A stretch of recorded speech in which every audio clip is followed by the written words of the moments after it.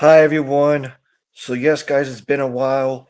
So I'm gonna pass the torch of Sabu and all of the wrestlers that have passed the torch and stuff, and give a clause to professional wrestling. Give some applause as well. So, like I said again, we're gonna just take some time for Sabu and all those wrestlers that have paved the path of professional wrestling, just like down below that just says right there, guys, subscribe to my channel and all that great stuff. So we'll could take a couple seconds of that, and then we're going to do this big, huge bang, and we're going to talk about WWE, AEW, all of those great promotions, TNA as well, and MLW, and a little bit of Ring of Honor. So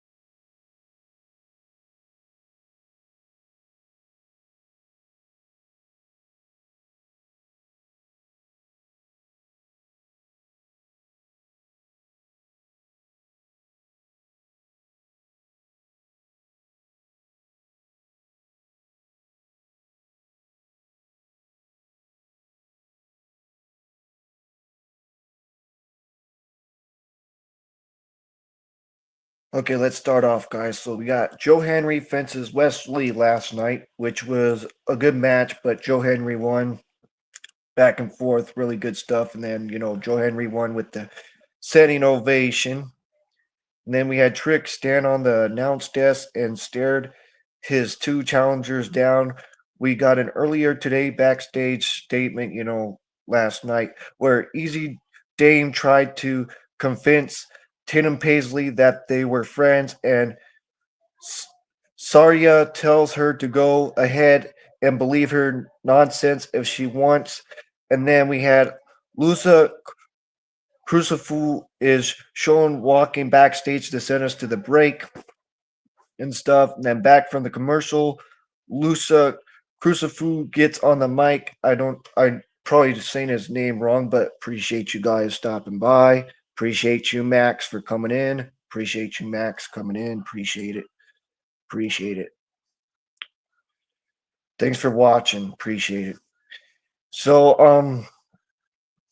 yeah, that's what happened last night with back from the commercial. Lusa Crucifintal. I pronounced his name probably wrong.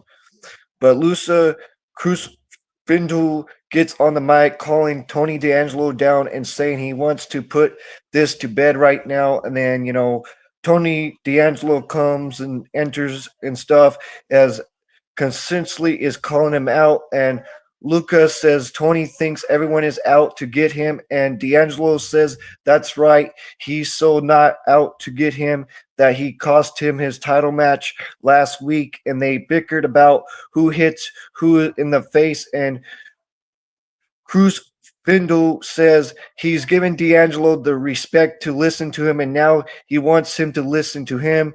And he left college with 1 year of as El El agility and turns down offer from top law firms in the country for a job, and he wants since he was a child he's given up so much for even just the chance to be in WWE. And Tony should know for a fact that he has never done a damn thing to doubt him, and he should know that it is loyalty. And then enters Lorenzo Stacks. I always call him Lorenzo Stacks. I'm not calling him Chasing Stacks Lorenzo. It's Lorenzo Stacks. Um, he thanks Luke, Luca for winning him the title, and the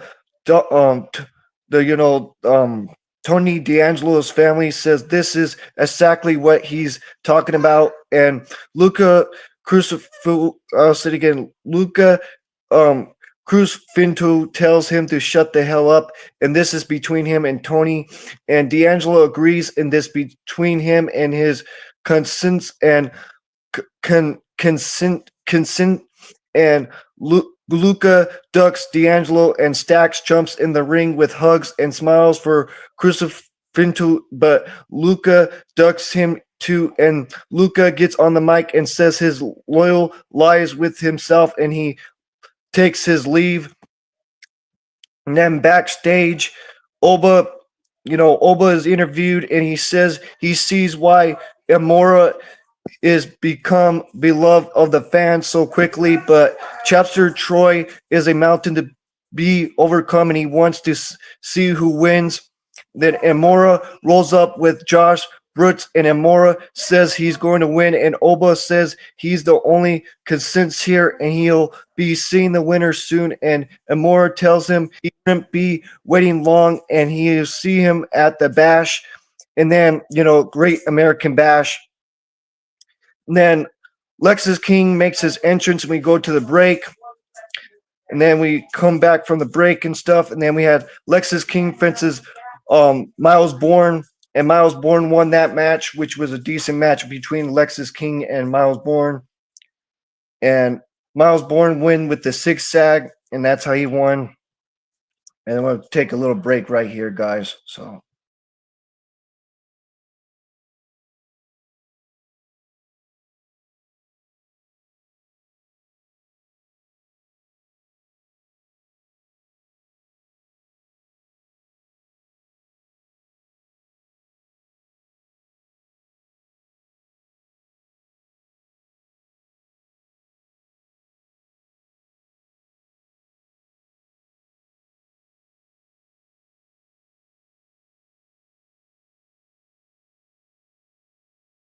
Sorry about that, guys. I'm just not showing my camera. I'll show my camera probably towards the mid of the show. So, but yeah, put your thoughts in from last night's NXT. What did you think about NXT? I think NXT's been great. Really happy that they have freaking Mariah May now. She's going by Blake Monroe. What's your thoughts on that? By her name going by Blake Monroe. You can put your thoughts on that as well. I think they're doing a great job with Blake Monroe. You can ask questions about that, like I said. So, and then Darkseid cuts a promo taking credit for all the chaos in NXT lately, and to sense that nothing happens without their approval. And then Thea Hill makes her entrance to send us to the break. Then we had Lennon Lena Reed. I think that's how you pronounce her name. Lena Reed versus Thea Hill, which was a little fun match. Loved it. And Lena Reed wins with a knee strike and hand on the ropes, and that's how she won. Thea Hill should have won that match, but still was a good match from last night. Then Noah Quarter Catch Crew are backstage chatting with Devin Heights, I'll just say Heights, about his loss last week. And Charlie Dempsey says Heights still needs more time in No Quarter Catch Crew. And Heights asks for the same deal that Dempsey gives Miles. And when Sinclair is for it, and Charlie Dempsey gets Braun beats into accepting it, but says when he wins, they're not going to have this conversation again. Then Soruka and Saria made their entrance to send us to the break. Then back from the commercial, Chepster Troy, the new guy from, the LFG stuff. I think he's been doing good. A lot of people say he's kind of boring. He's not boring. I think he's really good. If you think he's boring, I don't know what to tell you. I really don't know what to tell you. About how he's going to beat Imora and then win the NXT Championship at Great American Bash. And then we had Easy Dream and Tatum Paisley fences Soruka and Saria, which was a fun tag team match last night. And Easy Dream and Tatum Paisley won with a spinebuster from Dame on Soruka. Then Everrain is meeting in her office with Ricky Saints, and Eden Page, who brought the Fantasy Project with him. What do you guys think about the Fantasy Project? I think they're pretty cool. A lot of people don't like them, but I do. I think the Fantasy Project is a pretty cool team. Then Eva wants them to keep it covered.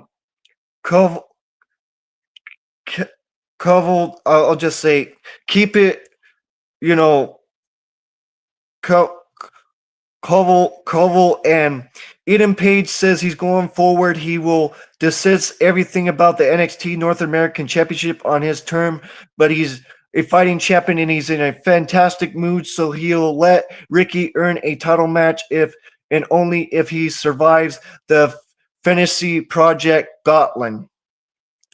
What do you guys think about that with, Ricky Saints taking on the Fantasy Project this coming week? Put your thoughts on that. You can put your thoughts on that too, guys. And then Jackson Drake fakes a cough like he's afraid, but Saints says he doesn't mind because when he beats the Gauntlet, he wants to pick the stipulation for his title match, and Everrain likes it and makes it official over all Eagle ejections, and we go to the break. Then back from the commercial, we get a Chase U vignette where Andre Chase apologized to Kill Dexon and Dura Connor. I'll just say Connor and Dexon. And he says thought love is the only way he knows, but they help him bring Chase U back, and we went ahead on a kill and ahead on got Dexon a single match and just wants him to promise him he'll listen to him and show everybody he's Chase U tough. And then Joe Hendry and Mike Santana are interviewed backstage, and they interview backstage, and they more or less agreed to work together to fight the high. Jackson Drake is from my hometown of North Carolina. Cool stuff. The High Ritz, you know what I'm talking about, guys. The High Ritz, I have to think right now. Oh yeah, those two guys that are really good, man. I really like them. They were with Wesley. I remember their names right now, but you have to comment down in my comment section, Max. So I'm getting stuck right now. But the High Ritz is them. I forget their names. It's so hard to think, but they were with Wesley. But they're a pretty cool tag team. I like them. They're really good. I'm getting stuck right now. Forget their names. But they're really good. I like them. I really do.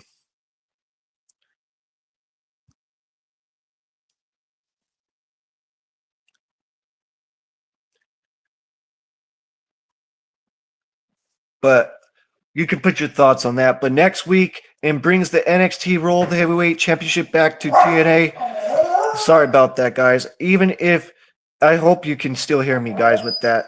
But the high risk next week is brings the TNA World Heavyweight Championship back to TNA, even if each of them think he's the one that's going to do it.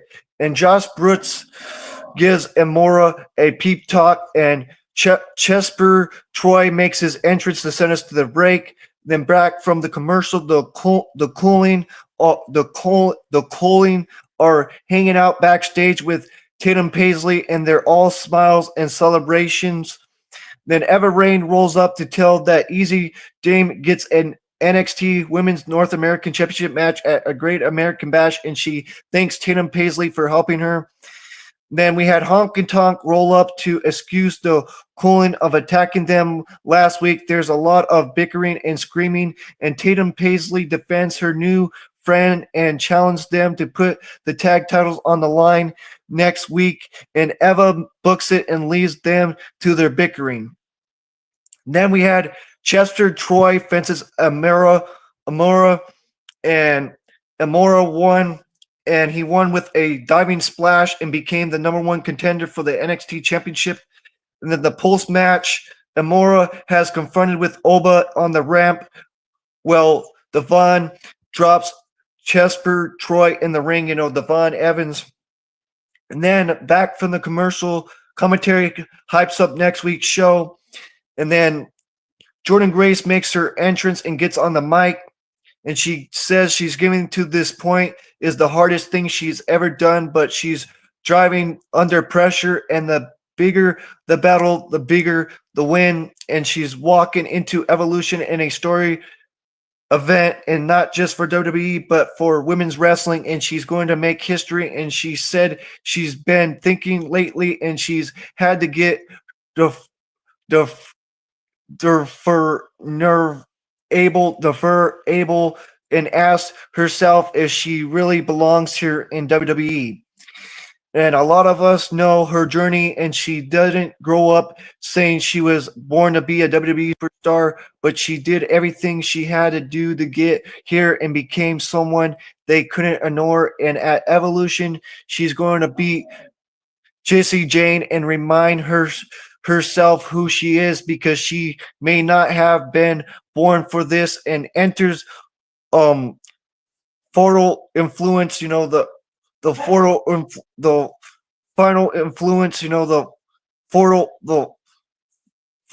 Influence. And Jenny Jane calls her pitful, and she might be able to press a ton, but she couldn't carry this division. And maybe one day a title will magically fall into her arms, but it wouldn't be her NXT Women's Championship, and it wouldn't be at Evolution, because she's on the top of her game. And she keeps talking a little bit more before Jordan. Sorry about that, guys. Hopefully you can still hear me. So yes, like I said again, I'll say it again, guys. The NXT Women's Championship, and it wouldn't be Evolution, because she's at the top of her game, and she keeps talking a little bit more before Jordan Grace finally has enough and tells her to shut up. And Jason Jane shocked the world, but when she beats her at Evolution, it's going to be no surprise. And Photo Influence attacks the challengers and beats her up to Blake Monroe makes the save, and she and Grace manage to defend Photo Influence off, and Eva Rain appears on the stage and over grumbling from Jess and Jane, and she books Fallon Haley and Jess Jane against Jordan Grace and Blake Monroe at the Great American Bash. And Photo Influence returns to the ring for more brawling, but the baby faces take them out with ease before high flying. And that's what happened right there, guys. And it was a good show from that. So now we're going to talk about Raw, what happened on Raw. This is going to be a long video, like I said again. We're going to be on here probably for a few hours.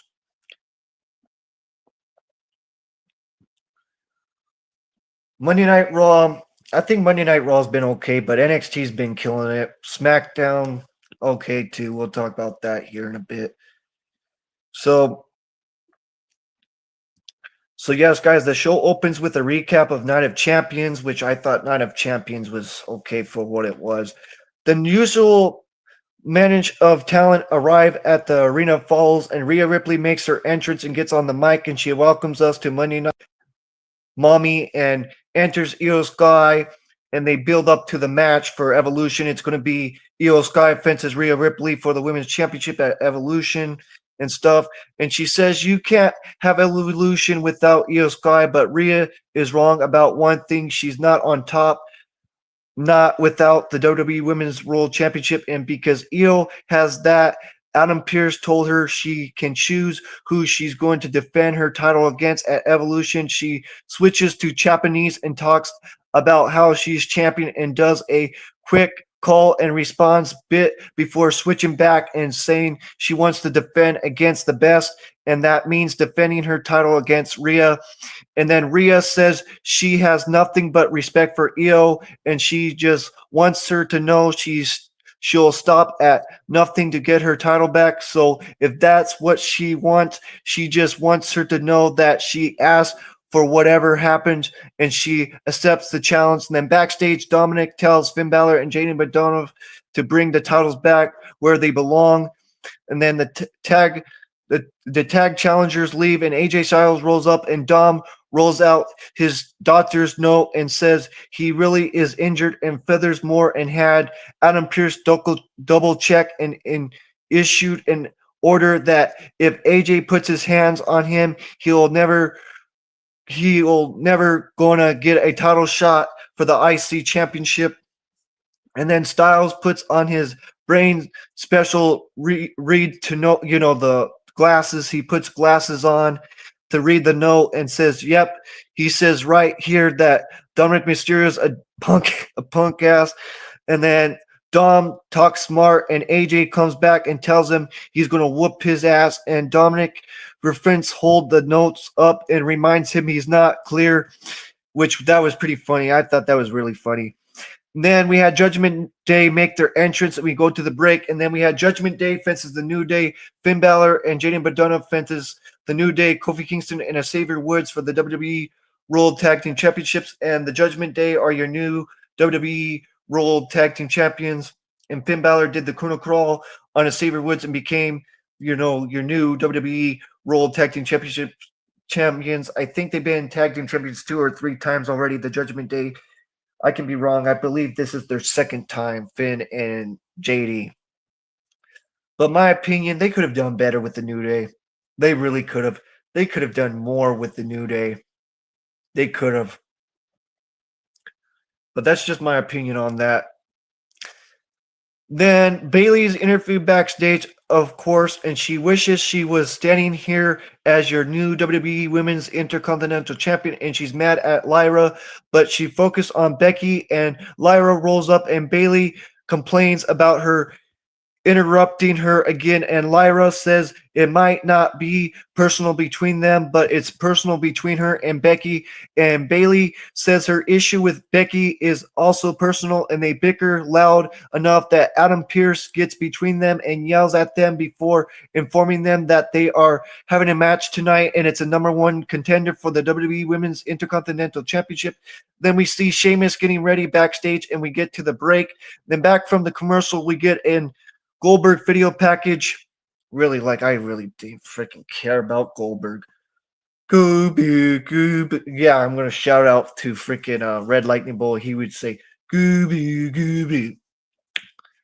And then We get footage from earlier in the day of Adam Pearce wishing Chad Gable luck in his injury and recovering, and says he figures that means we're not going to see El Grande Americano. And Gable says he's the world's greatest luchador and he keeps a busy schedule, but you'll never know. And Pierce leaves, and Chad gives American Made a hype talk about keeping the fire burning. Well, he's out, and he tells the Creeds to listen to Ivan Nelv, and Rusev makes his entrance to send us to the break. Then back from the commercial, your new tag team champs roll up on Nick Aldis and Adam Pearce chatting, and Finn presumes, and they figure out what to do about the women's tag titles. And Raquel has been working really hard, and strapping her would be unfair, so why not let her tag with Roxanne? And it's a win is win. A win is a win. And then Pierce and Alnis turn around and chat privately and turn back and say they'll allow it under one condition. Roxanne and Raquel will have to prove they're worthy in a four-way at Evolution against a team from Raw and SmackDown and NXT. Then Judgment Day leaves, and Nick has a line about being on the same page, and Adam says, for now, assistly. Then we had Rusev versus Sheamus, which was a banger match.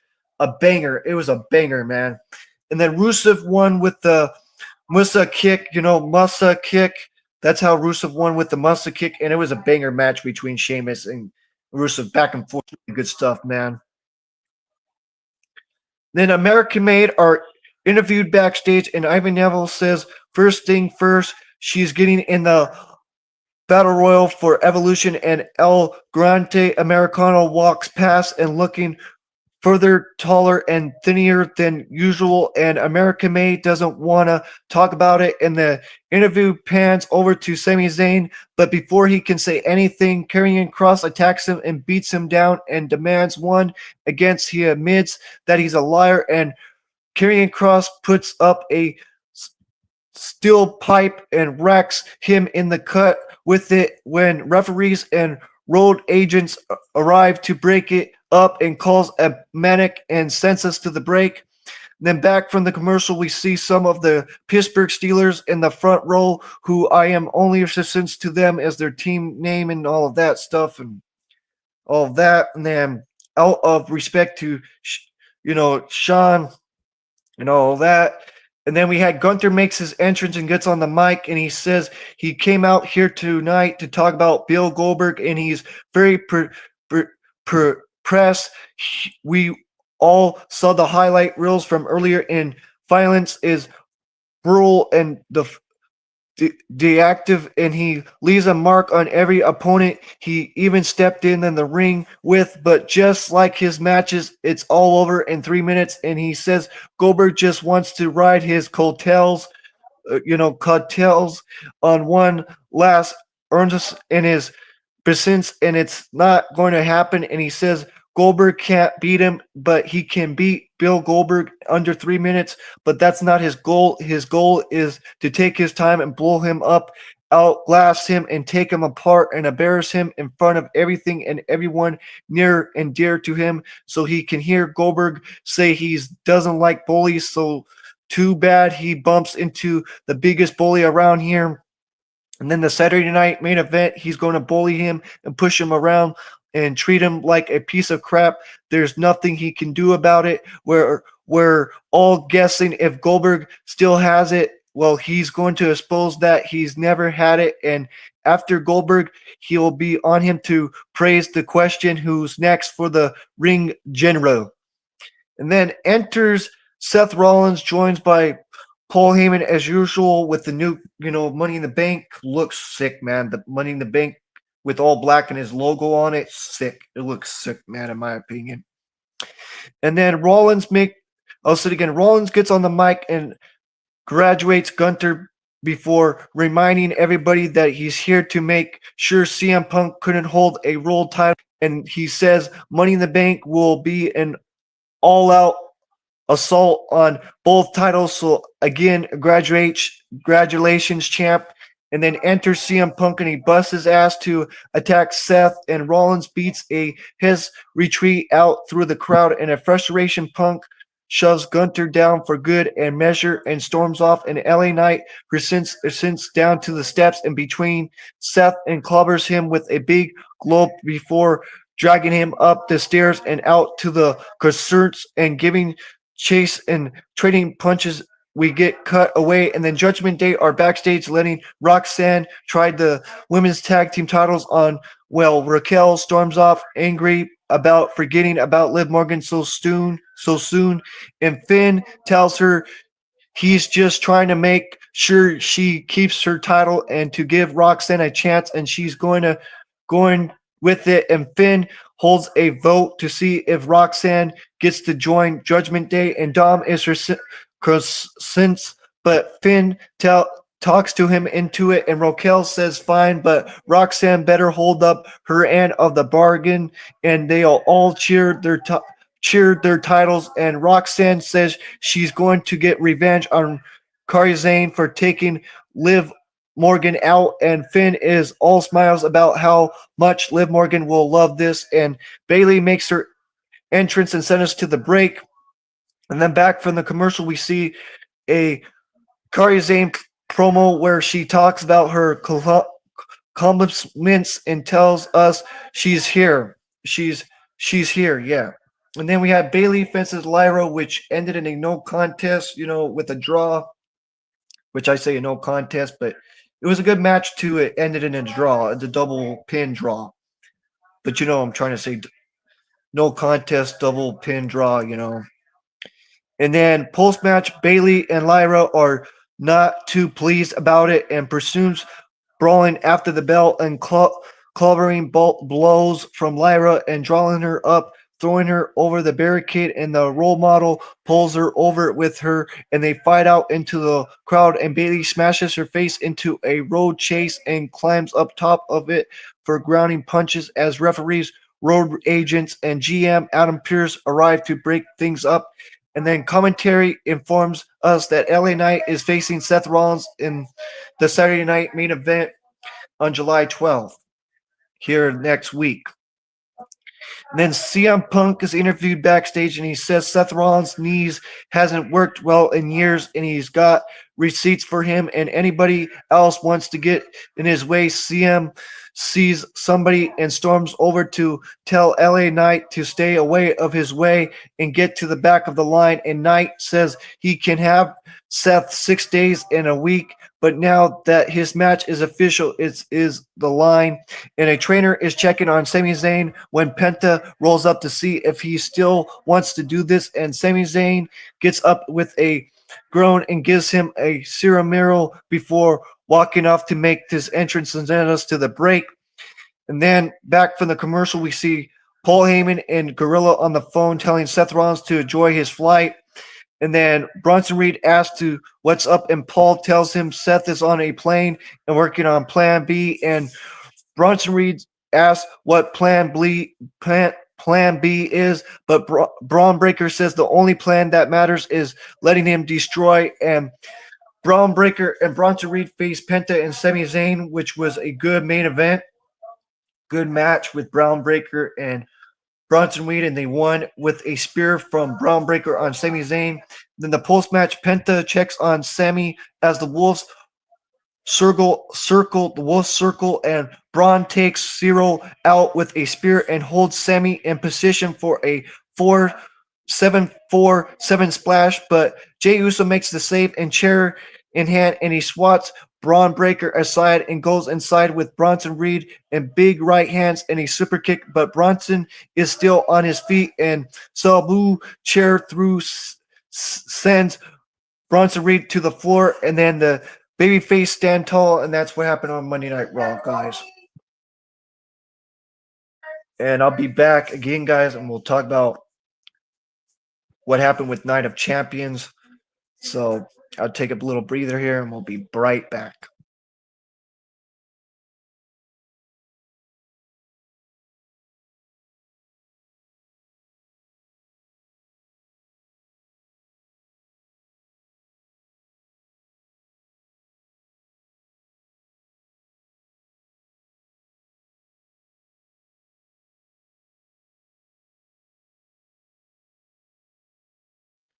So yes, guys, I want to go really quick with these Night of Champions right now. Let's talk about Night of Champions.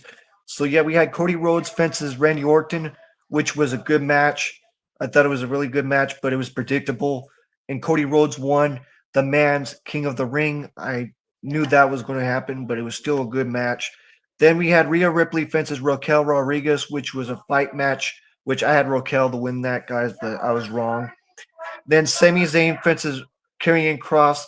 I wanted Karrion Cross to win that match so bad, but Sami Zayn won.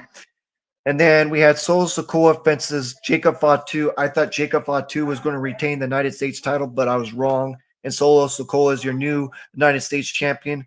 Then the women's queen of the ring, Jay Cargill faced Asuka, and I was right about that. Jay Cargill won. Then we had John Cena fences CM Punk. I love CM Punk, but I knew John Cena was going to retain because you know how WWE is.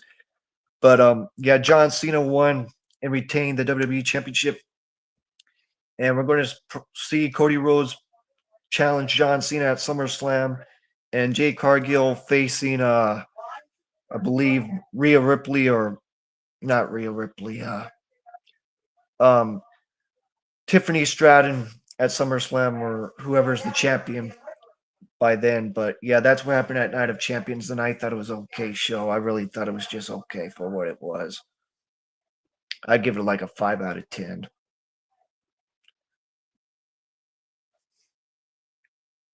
Now let's talk about SmackDown, the go home show for champions.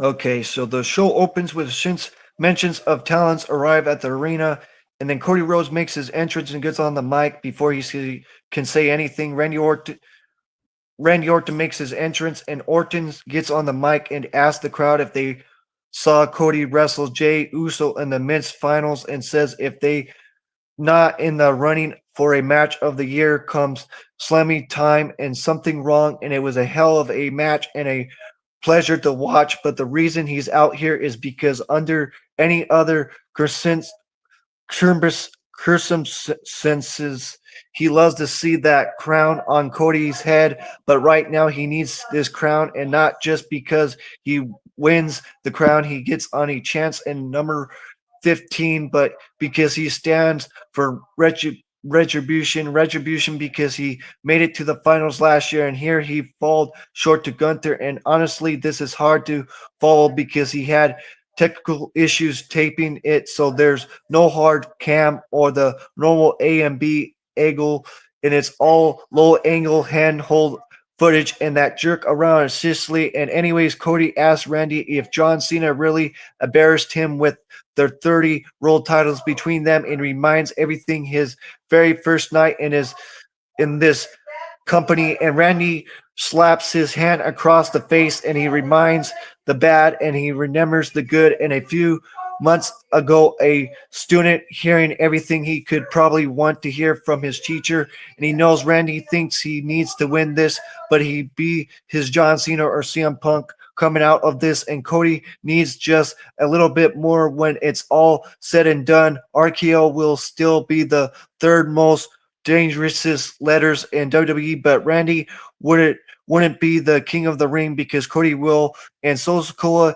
is backstage with Jeff Cobb in a wind tunnel, and he tells Jeff Cobb they're going to give Jacob Fatu once chance to come back into the fold, and reminds him of what he's like to not have any backup. And tonight, Jeff Cobb is going to take care of Jimmy Uso, and tomorrow night he's going to take care of Jacob. And we had Jimmy Uso fences Jeff Cobb, and Jeff Cobb wins with the tour of the islands. And then post match, Solo Sikoa gets Jimmy a chance to settle, but Uso slaps him across the face, and Jeff Cobb and Solo Sikoa circle, and Samoa Werewolf Jacob Fatu makes the save, and Solo runs away, and Fatu hits the moonsault on Jeff Cobb, and Jacob and Jimmy have a standoff, and Jimmy shuts him out of the way. And because Solo Sikoa was going to attack, and he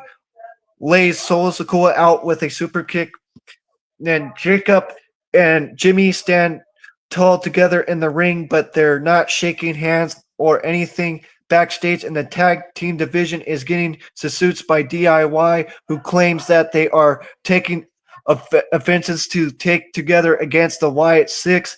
And Nick Aldis appears and they ask him why the Wyatts are getting a tag title match, and he begs them to do something about it. And he says he's going to do something about it and brings Andrade over and tells him to find a tag partner because he's got a match against DIY. And then Jillia gets a video promo where she says the WWE Women's United States Championship is just a stepping stone and she's going to prove the title doesn't belong to Selena Vega. And Selena gets an equal sense promo where she says that Jillia will have to pray the title for her cold, dead body. And then Selena Vega makes her entrance and dressed as a snake for some reason. We go to the break, and then Selena Vega fences Jillia, and Jillia is your new WWE Women's United States Champion, guys. And that was cool. That was a really cool moment for Jillia. And then backstage, Charlotte Flair runs into Alexa Bliss, and Charlotte Flair says she doesn't want to talk about it, and Alexa Bliss says she needs help, and Charlotte doesn't want friends, and Alexa says she doesn't need to be friends to help each other out. They can be allies of convincing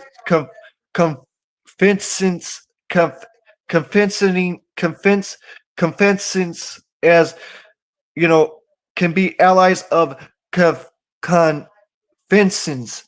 convincing.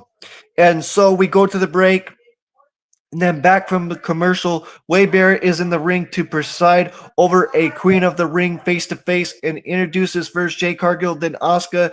And Jade Cargill says she's not going to go. I'll say it again. Jade Cargill says she's not just gonna take the title at SummerSlam. She's going to take the whole damn throne, and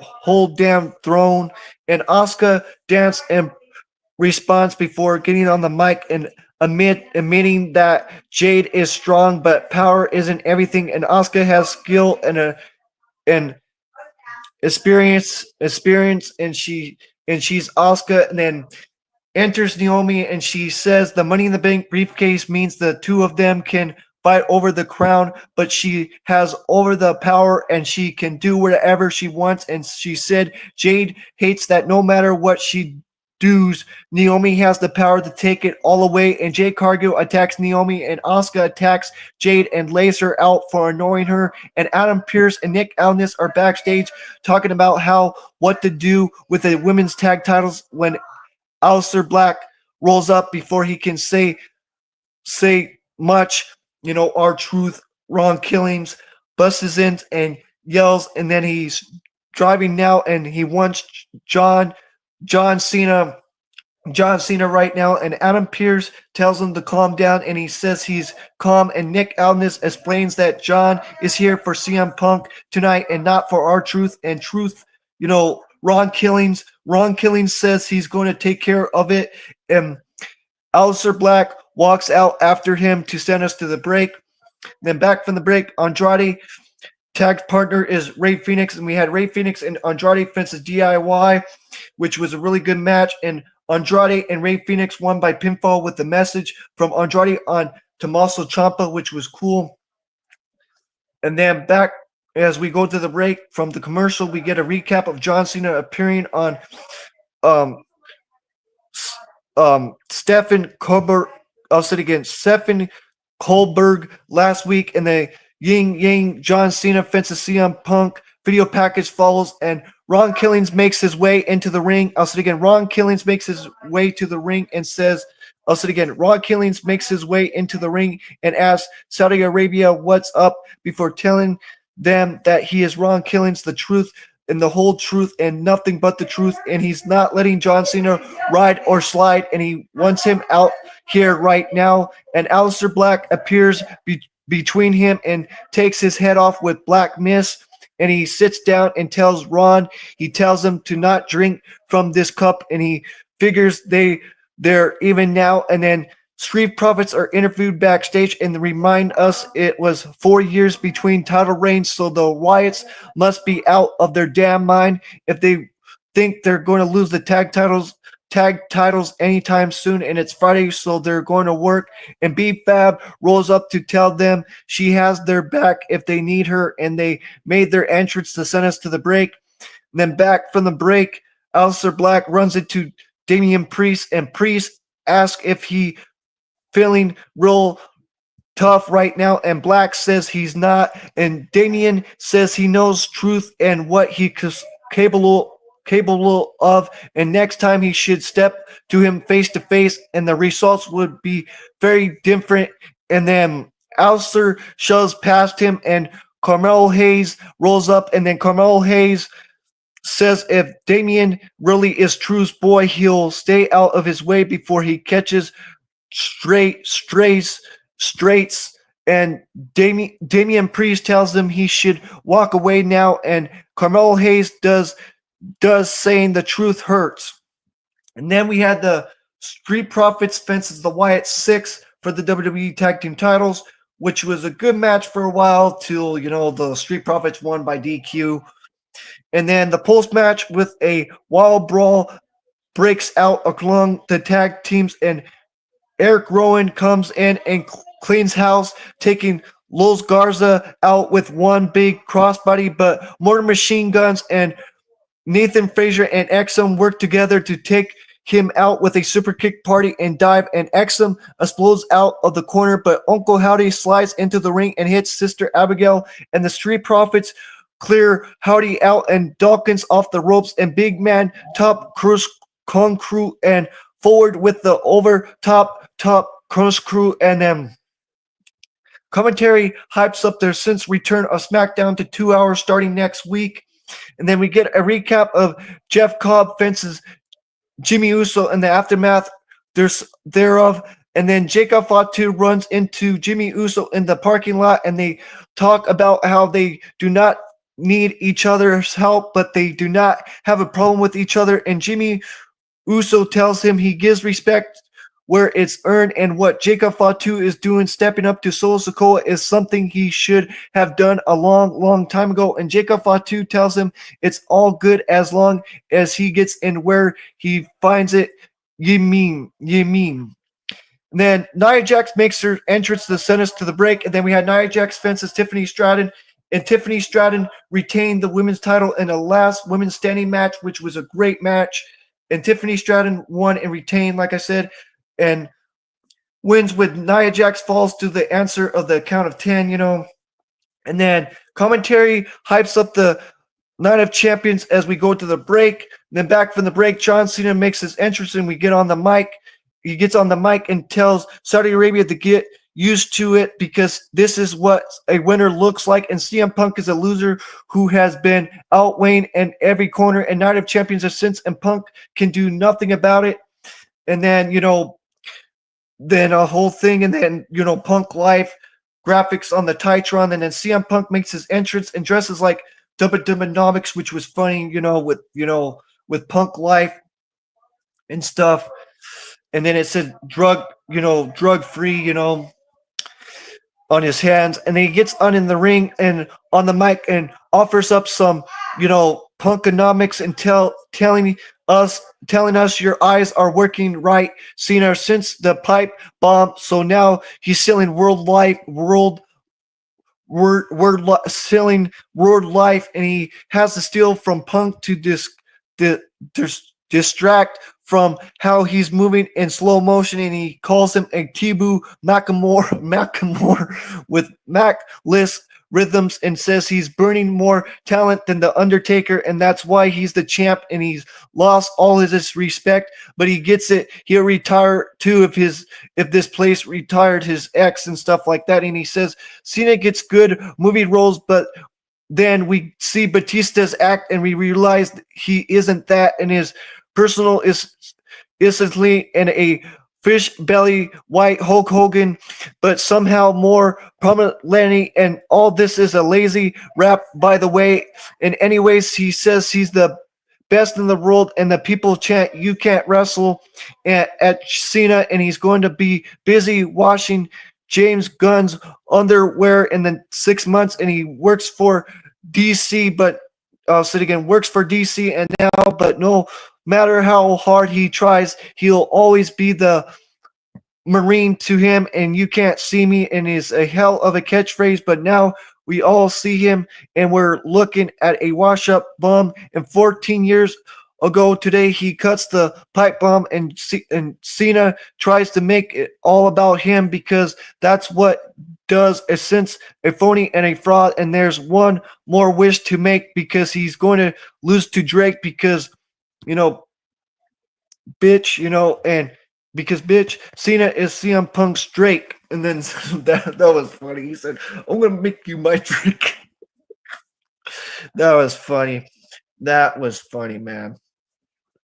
But SmackDown these few weeks have been okay, but some weeks they've been good, but there's mostly it's been okay, in my opinion. Now let's talk about MLW Summer of the Beast. Great show, great freaking show. In your face, guys, in your face. MLW, MLW, MLW, MLW. Oh yeah, baby. So we had freaking low the peradors, the Los del Peradors fences, the skyscrapers, and the skyscrapers are your new MLW tag team champions, Dominic Nijak and Bishop Dyer, known as Baron Corbin. Yes, baby. Yes, that was an awesome match. Back and forth, really hard hitting. Boom, boom, boom, boom. Good stuff. Really good stuff, man. Really good stuff. Oh, thanks for coming in, dropping the eyes. Appreciate that. Appreciate that. Appreciate that. But yeah, that was awesome. That was awesome from MLW. Then after the match, the low per pre luchadors, Magnus and Rigno, the hands of the new champions, but Nijak and Bishop Dryer hits Drigno and Magnus with the titles, and that's what happened right there. And then we have a video for K1, and then we had Brock Anderson fences Anthony Green, which was a decent match, back and forth, really good technical wrestling right there. And then Brock Anderson picked up the win with a DDT, and that's what happened right there. And then Selena Del Renta is on the phone, and Tim Lerdo comes in, and Caesar tells him he has to take what he wants. And Selena Del Renta asks Tim Lerdo why does he deserve a title match, and Caesar tells Lim Lardo is to prove he's a warrior and not a wannabe. Then we had two freaking, oh man, appreciate that too, bro. Appreciate you dropping that into in the comment section. Appreciate that, bro. Appreciate you. Appreciate you always helping me. Appreciate it, brother. Appreciate it, brother. Appreciate it, man. Okay, then we had Yuka Konfuku. I can't pronounce that name. Yuka Konfuku versus Wankaka Yukamara. And it was a really good match with two Japan women wrestlers back and forth, really from Stardom. Really good stuff from Stardom and stuff, and really good match. And Yuka Kufa, Yuka Kufu. I'll say it again. Yuka Kufu won and defeated Wankaka Kamara, and won with the Rough Rider, and that's how she won with the Rough Rider Yuka Kufu, and that's how she won. I'll just say Yuka. Yuka won with the Rough Rider for the 1, 2, 3, and that's how she won. Yuka Fuku. And then after the match, they are both percentage with flowers, and they hug and they shake hands and bow. And then Shotzi debuts. Yes, Shotzi Blackheart debuts and makes her way to the ring, and she has a Shotzi makes her way to the ring, and she has a um chase on her left arm. I'll say it again. Chase on her left arm. And Shotzi says from one badass to another, she says that Yuka is inclusive. The MLW women's division is about to enter a new era of excellence, and it's about to be on fire. And Yuka, you just lit the match. And Yuka thanks Shotzi and says she understands a little, and she says she wants to wrestle more in the U.S. And she says because she wants to wrestle more in the U.S. and she says maybe wrestle against Shotzi. And Shotzi says that is what she is talking about. And she says that would be a dream match for her to do in MLW. She said in one day, and let's do it. And then, then Eva Everett comes out and interrupts Shotzi Blackheart, Eva Everett and stuff. And then Eva Everett tells Shotzi when she talks about MLW Women's Division, she talks about her and she says she's an international superstar. She has been in MLW longer than Shotzi, and Shotzi is not going to go to the front of the line. And Shotzi says Eva Everett talks a lot of crap for someone who hasn't backed it up in the ring. She has sensed that they fight. And then Selena Del Renta makes her way to the ring, and she says that at Blood Thunder, Blood and Thunder, MLW Blood and Thunder, Eva Everett will challenge Shotzi Blackheart at Blood and Thunder August 9th, guys. August 9th, Blood and Thunder, guys.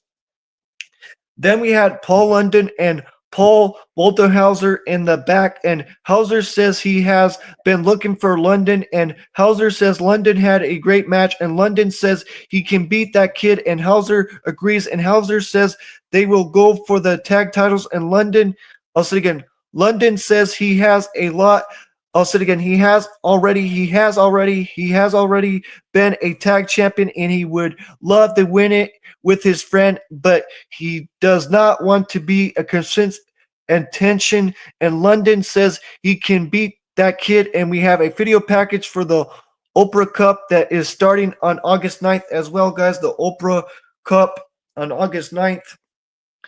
And then Joe asked Austin if this is true that he's in the Oprah Cup, and Austin Aries says he's in the Oprah Cup this year. So yes, guys, Austin Aries, if you wonder where he's at now, he's in MLW as well. Austin Aries. Yeah, I know you like him. I know you love him, bro. Austin Aries. Yeah, he's in MLW if you're wondering. I love Austin Aries. He was on commentary if you were wondering. And then we had Kushida fences Diego Hill. Great match. Diego fences Kushida, which was a great match. Just a great match, man. A banger. Just a banger in my opinion. And Kushida won with the back kick and hits Back to the Future for the 3 count, and that's how he won with the Back to the Future for the 3 count, and that's how he won. And then after the match, Diego Hill and Kushida shake hands, and Cesar Duran comes into the ring with a clipboard, and Cesar tells Diego that he shows the worldwide MLW open store assistly exit and says Diego belongs here, so he's not going to waste another chance, and he offers Diego an MLW contract, and Diego says it is his time, and he looks over the contract and signs it. And at Blood and Thunder, Shotzi face Everett, like I said again, and Misto faces K1 in a Oprah Cup match, and Yojima faces Bobby Fish in an Oprah Cup match, and Leon faces Paul London in a Lightning match. Man, it's going to be great, man, August 9th. And then Misto makes his way to the ring, and Misto is interrupted by, Contra and the Masked Man come after Misto, and they attack one at a time, and Misto can take care of them. And, out of nowhere, MJF attacks him, and I was like, holy crap, MJF is here. MJF is in MLW. Holy shit. Oh, man, that was crazy, man, but it was good, though. Then MJF tells Misto to listen to him, and he says he hasn't done with him, and when they meet again, he will beat him within an inch of his life, and that's after he makes a mockery of his country and his company CMLL and his countryman And then we had a three-way for the MLW National Openweight Championship. Ultimo Guerrero fences Alex Hammerstone, fences Matthew Justice, which was a great match in a three-way, guys. Matthew Justice was in that match as well, and it was a great match. At first, it was just going to be a one-on-one match, and then it was a three-way. And man, what a great match between Matthew Justice and Alex Hammerstone and Ultimo Guerrero. My goodness. And Ultimo Guerrero retained his title. I really wanted Matthew Justice to regain his title back, but he lost. And, Guerrero retained his title, Ultimo Guerrero. And that's what happened right there. And he won with the Guerrero special off the turnbuckle for the 3 count, and that's how he won with the Guerrero special off the turnbuckle.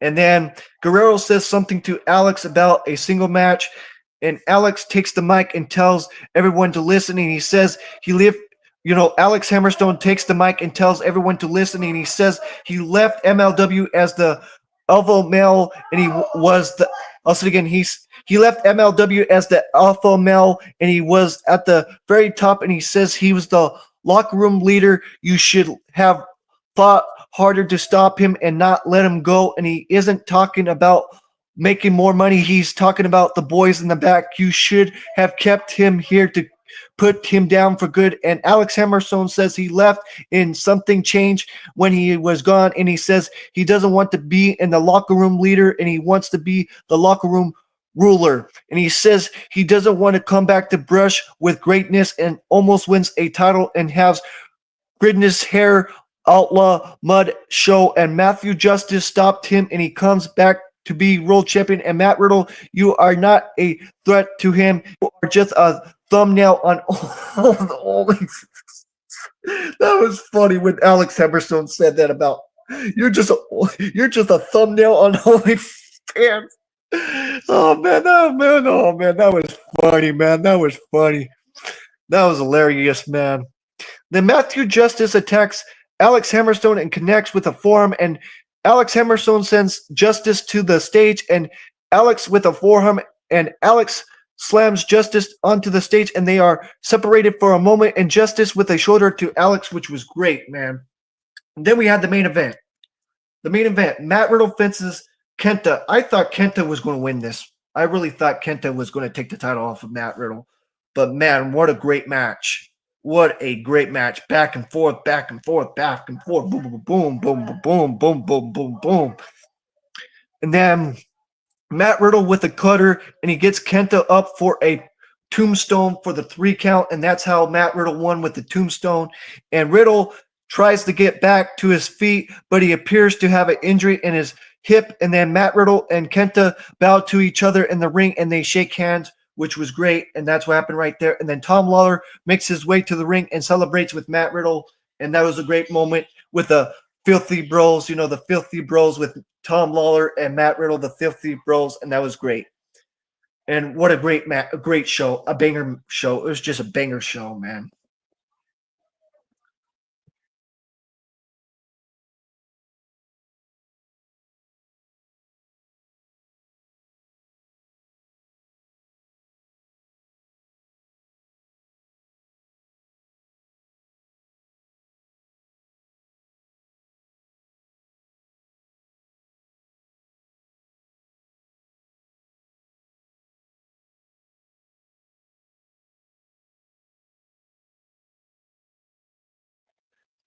Now let's talk about TNA, guys. TNA. Zachary Wentz faced Ryan Nemeth. Ryan Nemeth faced Zachary Wentz with, Zachary Wentz was with Trey Manuel, and Ryan Nemeth was with his brother Nick Nemeth by his side. And Zachary Wentz defeated Ryan Nemeth, which was a great match. And Ryan Nemeth lost by a pin, with a submission. I'll say again with a submission. I'll say it again, guys.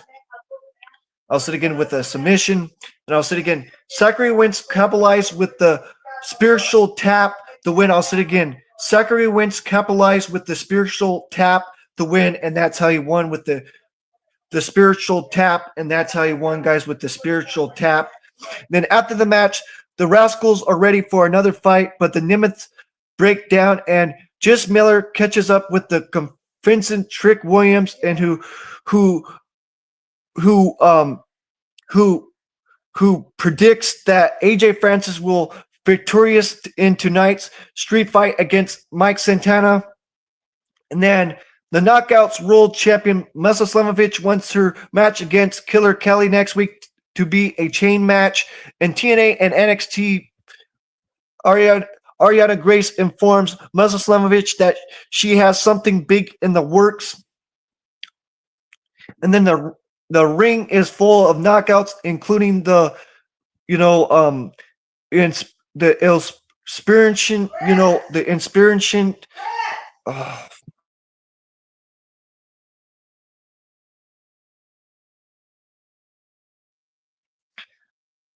I'll say it again, guys.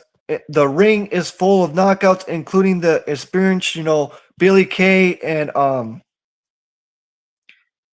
Billy Kay and Peyton Royce. That's what their names were in WWE. But what I'm trying to say, guys. You know, uh, Billy Kay. Billy Kay and them. You know what I'm saying? Billy Kay and them. I'll just say that Billy Kay and Chasey, Chasey. I'll just say that Chasey and Billy, Chasey and Billy, the inspiration, the inspiration and stuff. I'll say it again, the inspiration and the the Elegance brand and Lee Lang Lee and Tessa Blanchard and Indy Hartwell and Rosemary and Saya Brookside and Tesha Stills and Joy Threat and Dana Luna and Victoria Crawford and Alicia Edwards and Harley Hutchin and Mela Gray and Jenna Chins Joan and Mela Bourne and Katie um Katie Arquette, Arquette. I'll say it again. Katie Arquette, as they are all offense for a future knockout world title opportunity. And Ash by Elegance won that. So yes, guys, Ash by Elegance won the Knockouts Battle Royal, and she'll be probably facing Masa Slamovich at Slammiversary. So we'll see what happens with that. Then after the match, Knockouts World Champion Masa Slamovich is on the way to the ring when NXT Women's Champion Jason Jane makes her offense felt. I'll say it again. Jason Jane made her offense felt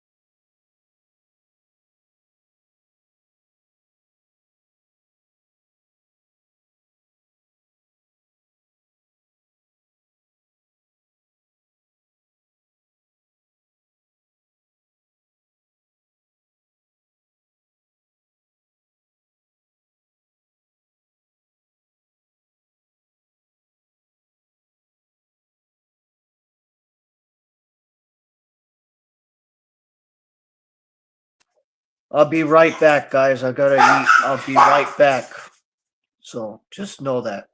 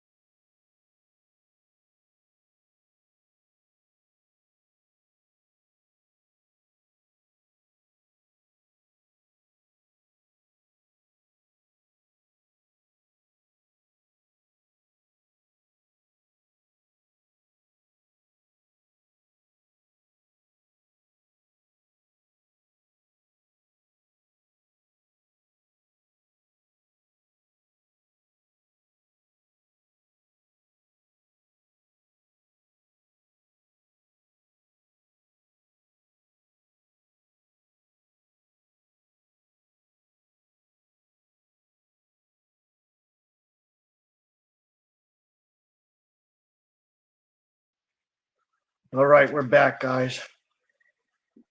So, yep. Sorry about that. But yeah, TNA's been doing great, man. I'll tell you that. Freaking like Against All Odds was great too. We'll be talking about that in a bit.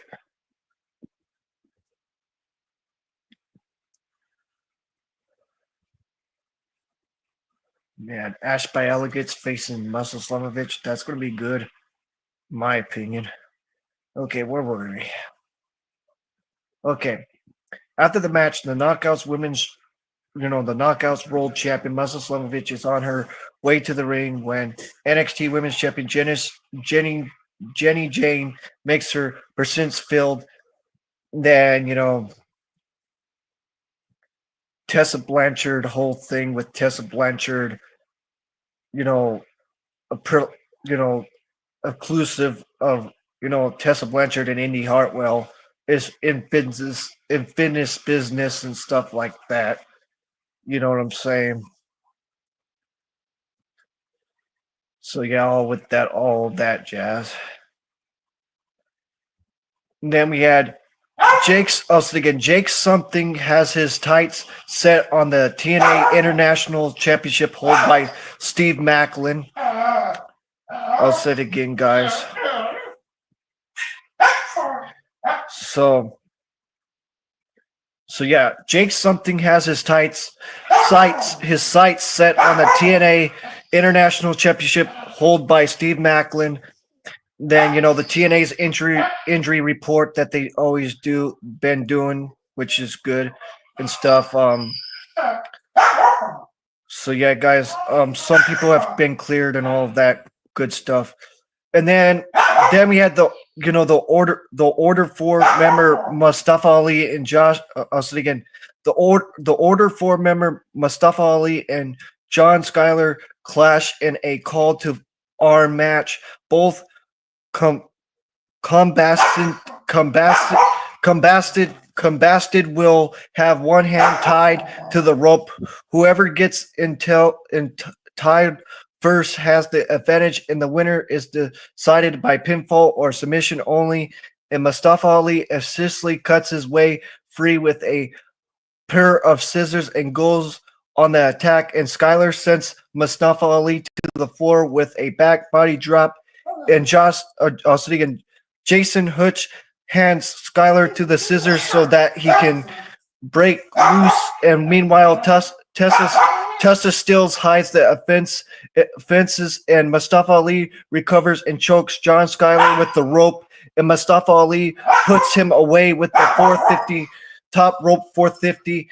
And Mustafa Ali won with the 450, and Mustafa Ali defeated John Skyler in the call to the arm match. I was thinking call to arm match, and that's how Mustafa Ali won with a 450.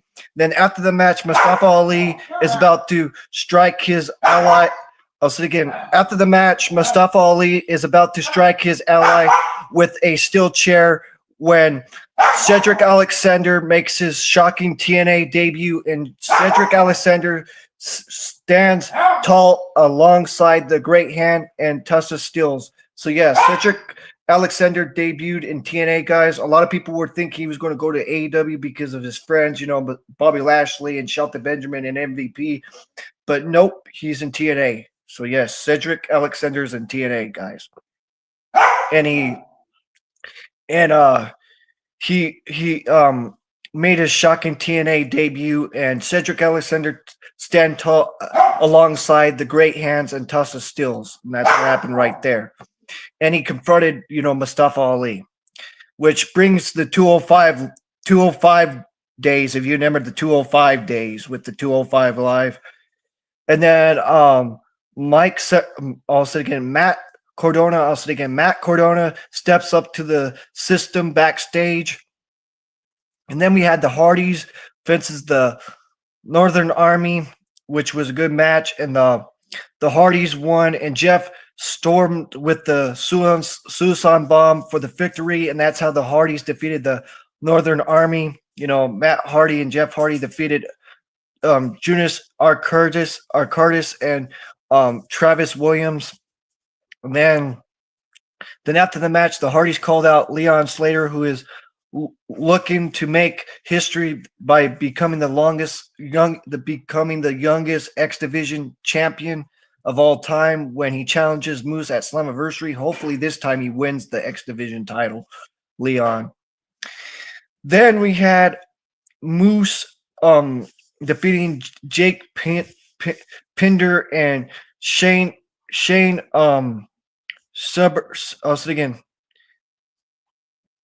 I'll say it again. Moose defeated Jake Pinter and Shane Saber.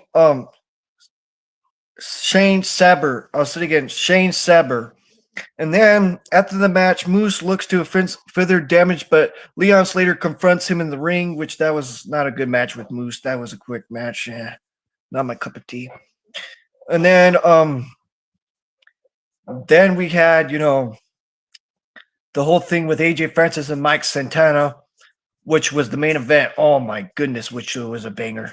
Oh man, it was so freaking hardcore. Oh my, that glass, man, that was crazy with that glass stuff.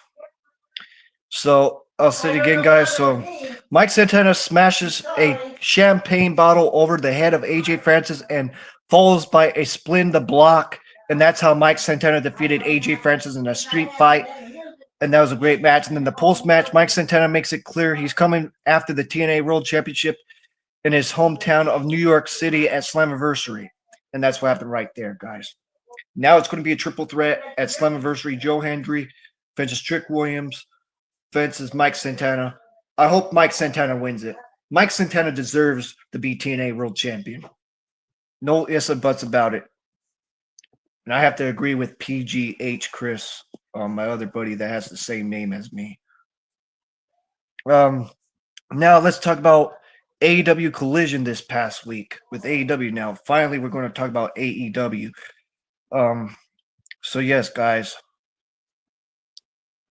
So Tony Giovanni is in the ring and introducing the Outrunners and FTR with Stokely halfway for an interview, and FTR doesn't understand why the Outrunners now have a problem with them, considering that they're done nothing wrong, and Cash Wheeler tries to remind them of their past time training together with a video package, and Dex says that the people realize that Outrunners are a joke when they blow it in their AEW World Tag Team title match, and the people never cared about them, and the Outrunners will learn the hard way when the fans turn on them, and they'll never be as good as FTR.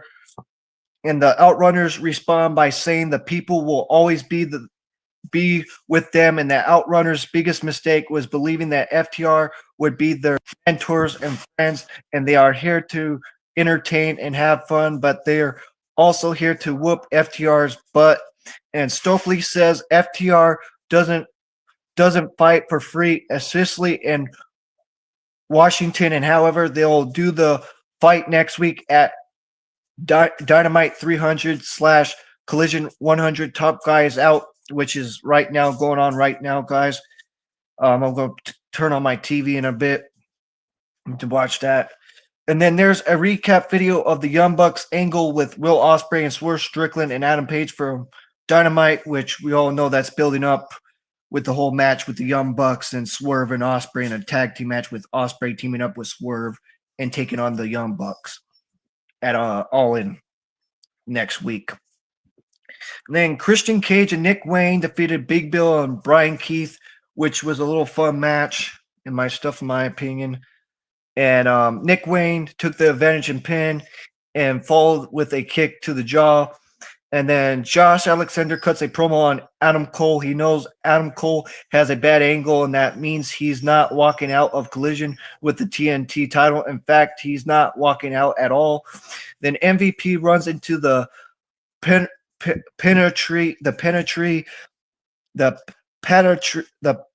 Penetry backstage, and he says he's impressed with their win. However, Nick Wayne is still a kid, and they should think twice about coming after the Hart Syndicate, AEW Rules Tag Team Championships, and Christian says he always lives by the rule: do not trust a criminal. And MVP, I was thinking MVP is a better criminal than he's a manager. And if Christian decides he wants those titles, they will get them. And MVP says good luck because you'll need it. And then we had Brody King and Tarlero defeating Ichiro and Rocky Romero, which was a good tag team match and stuff. And then Brody King finishes off Rocky Romero with the Gonsum bomb for the pin. And then there's a hype video where Mercedes Moné talks about winning all of these championships and how she's leading a women's global revolution. And Mercedes is backstage and cuts a promo on Tony Storms, and she sees through Tony, who is a mark just like all these fans. And Mercedes will soon be 7 belts Moné when she beats Tony at All In. And Mercedes says her TBS title match against Mia is the 1,000 record match, and she hopes Tony is in ringside for a preview of what will happen to her. And Tony responds to Monet with comments about tits and cornholes and snitches, which, the whole funny stuff. Now, Mia makes her promise to not get involved in their match at Dynamite 300. And then we had Megan Bayne defeating First Vixen, and it was a swash match, and Megan Bayne defeated First Vixen. And then Anthony Bowens cuts a promo backstage saying he completing next week in a match for the number 2 spot in the men's Casino Gauntlet match at All In. And then we had Adam Cole defeating Josh Alexander, which was a great match. Boom, boom, boom, boom. Really good stuff. Then Adam Cole to Lord to the bomb in the back of his neck for the 3 count, and that's what happened.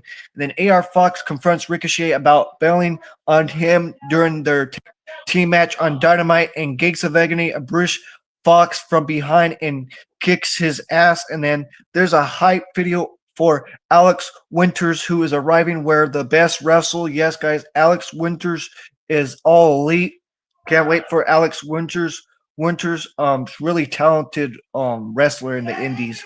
Guys, really talented wrestler in the indies, Alex Winters.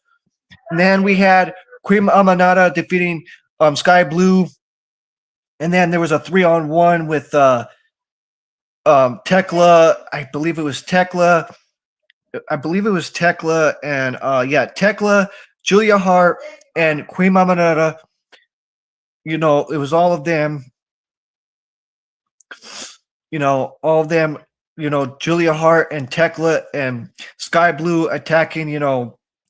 Queen Amanada. Yes, guys, Julia Hart and Sky Blue and Tekla were attacking Queen Amanada.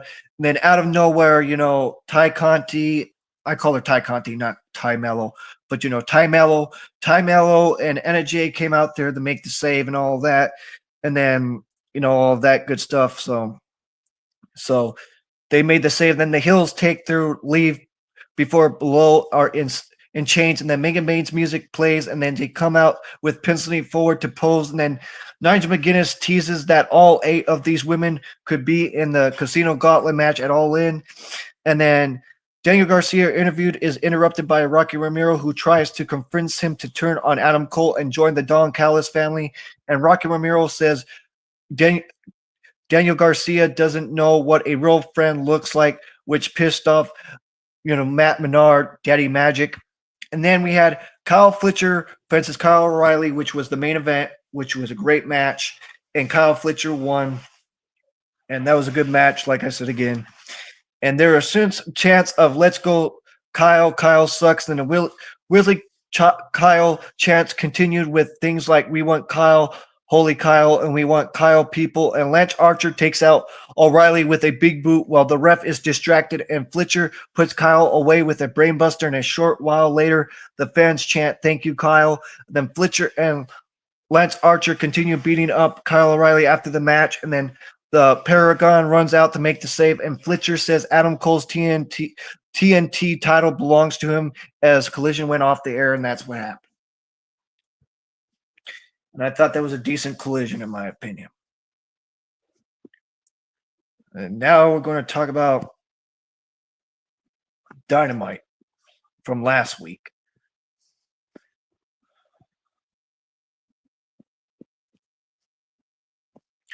So the show opens up with Mercedes Moné attacking Tony Storm's backstage. They brawl their way out to the stage, and Moné's having the advantage and smashing Storm's face into the stage and taking a mic from a crew member and shoving them over. And she gets on the mic and says, if Tony wants to play games, she'll play and make her look like a stupid, bee, and locks in the statement maker in, and the refs and Christopher Daniels arrive to pull it apart, as does Mia. And Monet gets on the mic and says, let the games begin, and throws the mic at Storms. And then the Young Bucks appear on the Titron, and they call out Will Ospreay and Swerve Strickland, and they say they use their backstage power to pump their tag team match up, so it happens right now.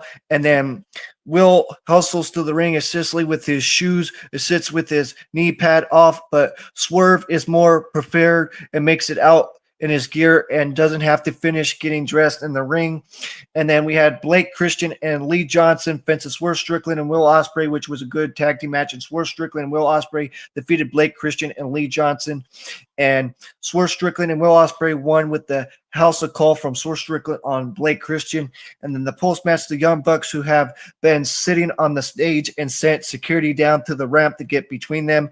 And Will and Swerve, and Strickland gets on the mic and complains about dealing with all this bull crap from the EVPs and says he and Will should do something about it. And Swerve Strickland and Will Ospreay against the Young Bucks at all in Texas, and Will Ospreay's into it, but he wants to up their rakes just a little bit, and he talks about the Bucks being why AEW assist, but says they're all done with the power they keep abusing, and they're done more harm than good for this place. So he's challenging the Bucks to put their EVP titles on the line. And Swerve dives into the pile of security and opens a path, but the Young Bucks run away. Then we get a hype reel from Kota Ibushi's return on Collision last week, and we go to the break. And then back from the commercial, we get a recap of what just happened. And the Young Bucks cut a promo backstage, and they call Swerve Strickland stupid and says he's suspended for the week without pay for putting hands on an official. Then Okada rolls up with his new friends RPG, Vince, and Tutesta, and introduces them to the Young Bucks. And Matthew Jackson says they like all these guys, but their boss is kind of a prick, but they have a common goal to strap Okada up and hurt Kenny Omega. What better way than to hurt his golden lover? And Trent Beretta tells them to watch what he's going to do to Kota Ibushi, because they're going to love it. And fist bumps all around when they were left with Tutesta and Okada, and Tutesta tells him to remember this is temporarily, and Okada says okay with a mocking shirts and walks off. Then Okada Ibushi and Trent Beretta face each other. Well, decent match. And Kota Ibushi defeated Trent Beretta with a Kam Koshi. And then post-match, Okada comes to the ring and confronts Kota Ibushi, and then Okada squares off with him barely before leaving the ring. And then commentary informs us that a match has been made between them for the next week's 300 Dynamite. Then Jon Moxley cuts a promo about how Adam Page has had the title stripped through his fingers before, and it will slip through his fingers again, because he's afraid not of Moxley or of failures, but afraid to be what the world needs him to be. All sits and not too so special, but for a guy like John, who has followed the path he takes to get here, and Adam Page makes him sick, and he has no sympathy for his crybaby crap. And a world champion walks into the fire and doesn't take a sense of crap from anybody. And he says Adam Page isn't what these people are on July 12th. He doesn't care about his emotional turmoil or his friends or enemies. And he's going to get dumped on the top of his skull as Moxley shows the world what a champion looks like. And Adam will have to look for a new job. And as we go to the break, Back from the break, we get AR Fox interviewed from earlier in the day, which Ricochet interrupts and talks about his search for goons to help him win titles, and they shown each other. And for decades, he thinks AR Fox has what it takes to join his crew, and he wants to do a test drive match against Jet Speed.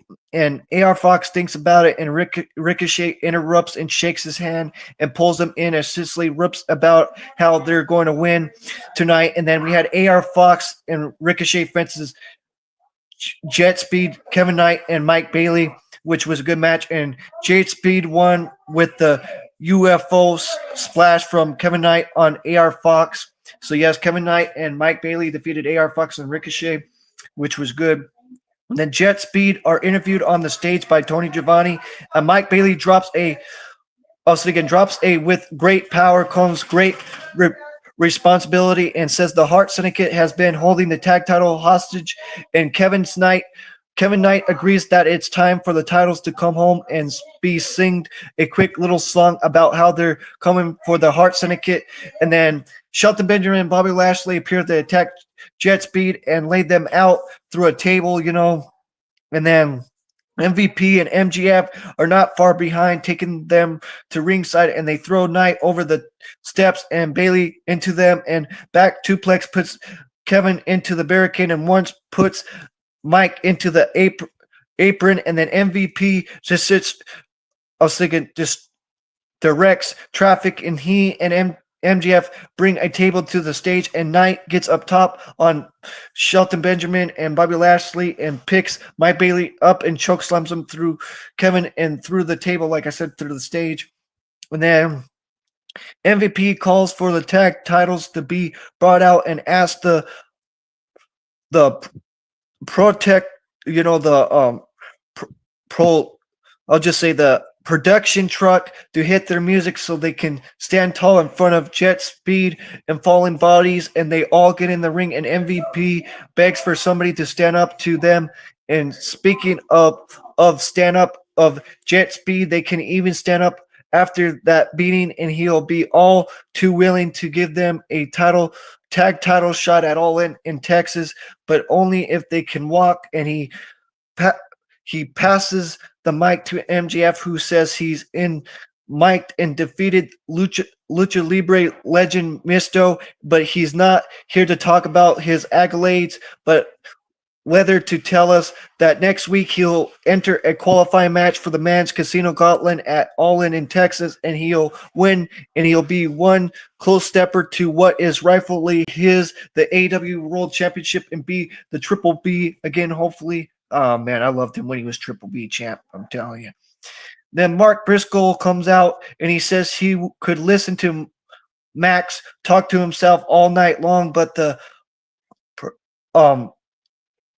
production guy next to him tells him to come on out, and gets the Hart Syndicate out of the ring so he can take care of business. And MJF tells them the people only like him because he's poor like them, and if he gets in the ring, he's just going to listen like he always does, and tells Mark Briscoe to go back to his ranch in Delaware and pick up chicken crap and call him a blue collar B to boot. And Mark says he's hilarious, but he sees right through him to the unutterable pain where all the hurtful comments come from, and he admits to being bullied as a child and says he wants to empathize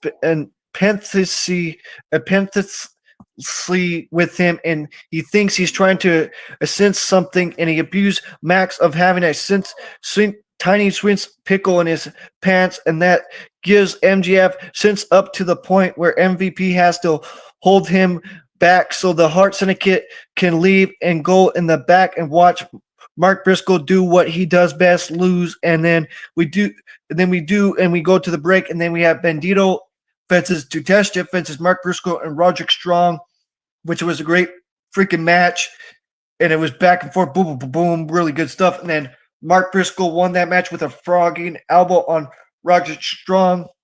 And then backstage, Adam Cole cuts a promo where he offers a member of the Don Callis family an AEW TNT Championship match on Collision, which you know already. with that, which that was Josh Alexander. And then we had Athena fences Chris Dallanter fences Thunder Rosa fences Willow Nightingale, which was a good match. And Chris Dallanter won that match and pinned Willow Nightingale with the Wednesday Night Fear. And then we get a video package for the Tree recapping Christian Cage promo from Collision about gunting from the tag titles along his son Nick Wayne. And we go to the break, and then back from the commercial, FTR are interviewed backstage, and Stokely halfway says that they're since all weekend how to evolve the Outrunners problem, and they want to clear the air with them tomorrow. And then we had Adam Page fences the Beast Mortals, and Adam Page won with the bug shot, and that's what happened right there. And the Beast Mortals did really good too as well. Some moves here and there from Beast Mortals and stuff, and that was really good stuff. And then the post match, the lights go out. When they come back up, the Young Bucks are in the ring with Hangman in position with the EVP trigger connects, and all of that. And then the Death Riders make their way to the crowd and to sense of Jon Moxley and Wheeler Yuta and Maria Shafir, and they get in the ring, and Mox chokes Adam Page with a sense of chain, and the Obs are here, but the Bucks and Wheeler Yuta makes a sense wall to keep them away from Adam Page till Will Ospreay comes streaming down to send Death Riders and the Young Bucks packaging. And then John gets on the camera and tells us that on July 12th, he's going to show us what a world champion looks like. And that's what happened right there, guys. Which I thought that was a good show. Decent show, in my opinion. Now we're going to go back to WWE stuff. It's going to be a while till we get this stuff done, guys. So.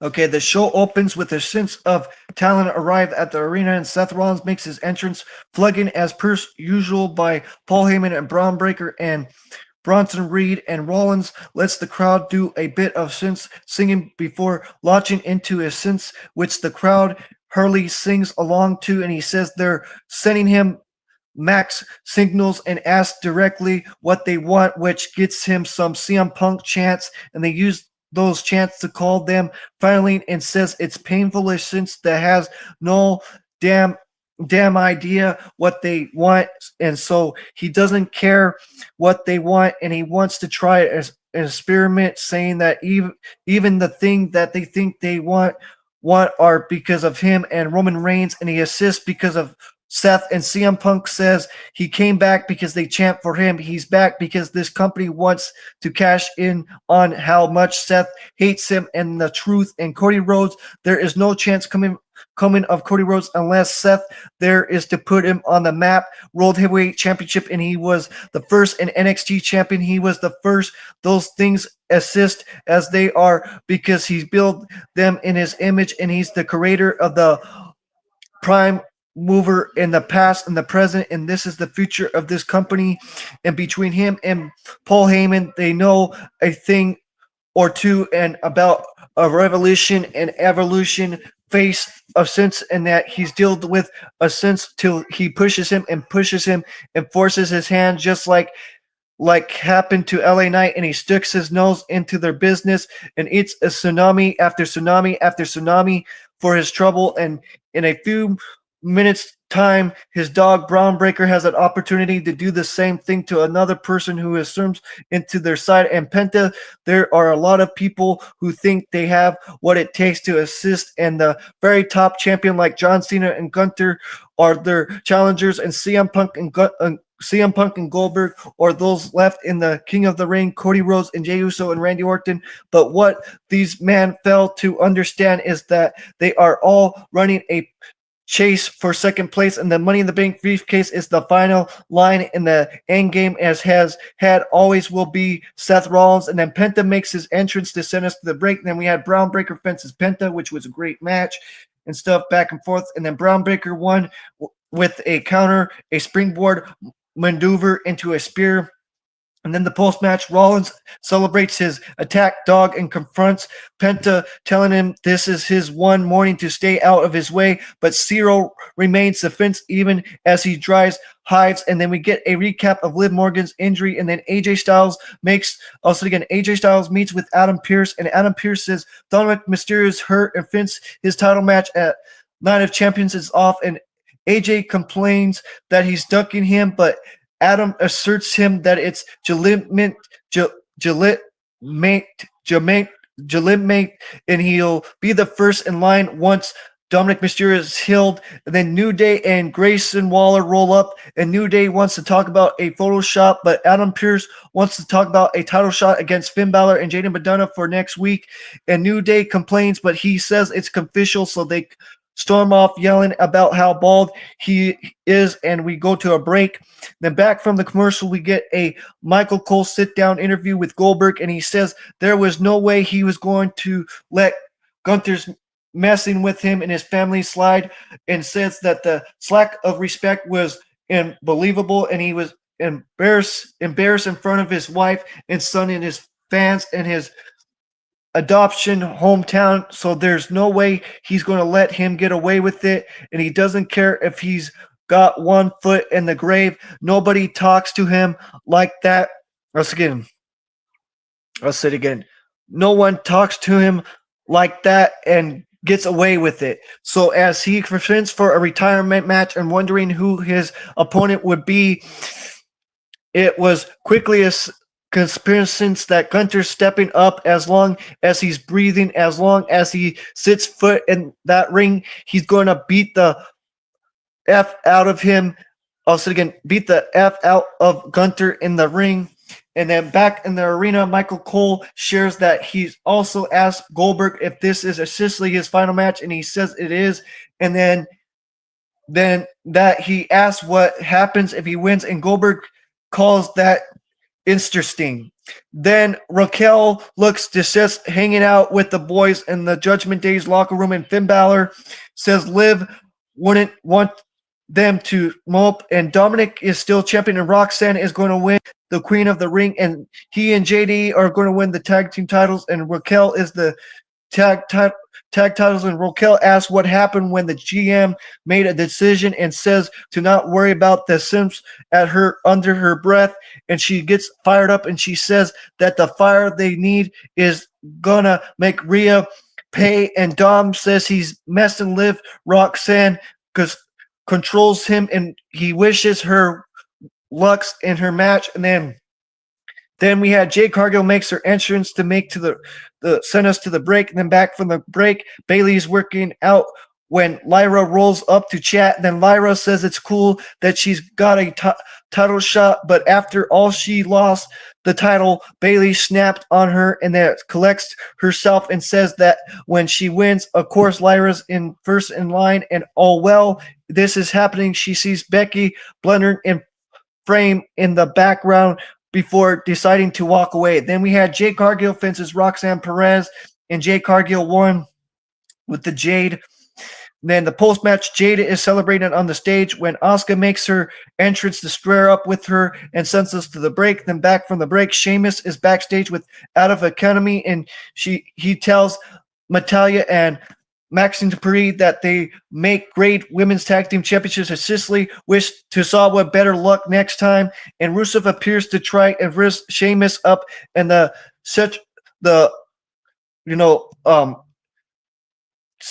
Celtic Warrior says he marched to beat on his old drum, and he says Rusev was the most embarrassing and excellent member of Legal of Nation, Legal of Nation back in 2014, I believe it was 2015 or 2015 or 2016. I remember I was still in high school at that time when that whole thing with the League of Nation, guys. The League of Nation, if you remember that stuff. And it's time to put up or shut up. And then Gunther makes his entrance and gets on the mic, and he says last week was supposed to be his celebration for gaining the WWE World Heavyweight Championship that is rightful his, but instead Goldberg walks down here and looks him in the eye and told him he's next. So he did a lot of thinking and thought about it. It means to be next, and essentially being next means getting Spirit out of the boot and jackhammered for 3 and waking up looking at the lights. And Goldberg is the most sense man of his time, but it's not 1999 anymore. That was the year I was born. And it's 2025, and Gunther is the best wrestler in the company, and the title around his waist proves it, and nothing Goldberg can say will change his prince that he's a 58-year-old one prick pony and not Vince lets his boots, and he takes a moment to apologize to Goldberg's wife and son for everything, and he's going to do the man that used to be Goldberg. And unlike anyone he has ever been in the ring with, he is embarrassing him once, and he's embarrassing him again. Make sure that the path of Goldberg dies once and for all. And then Becky is interviewed backstage and complains about Bayley and Lyra conspiring against her before storming off.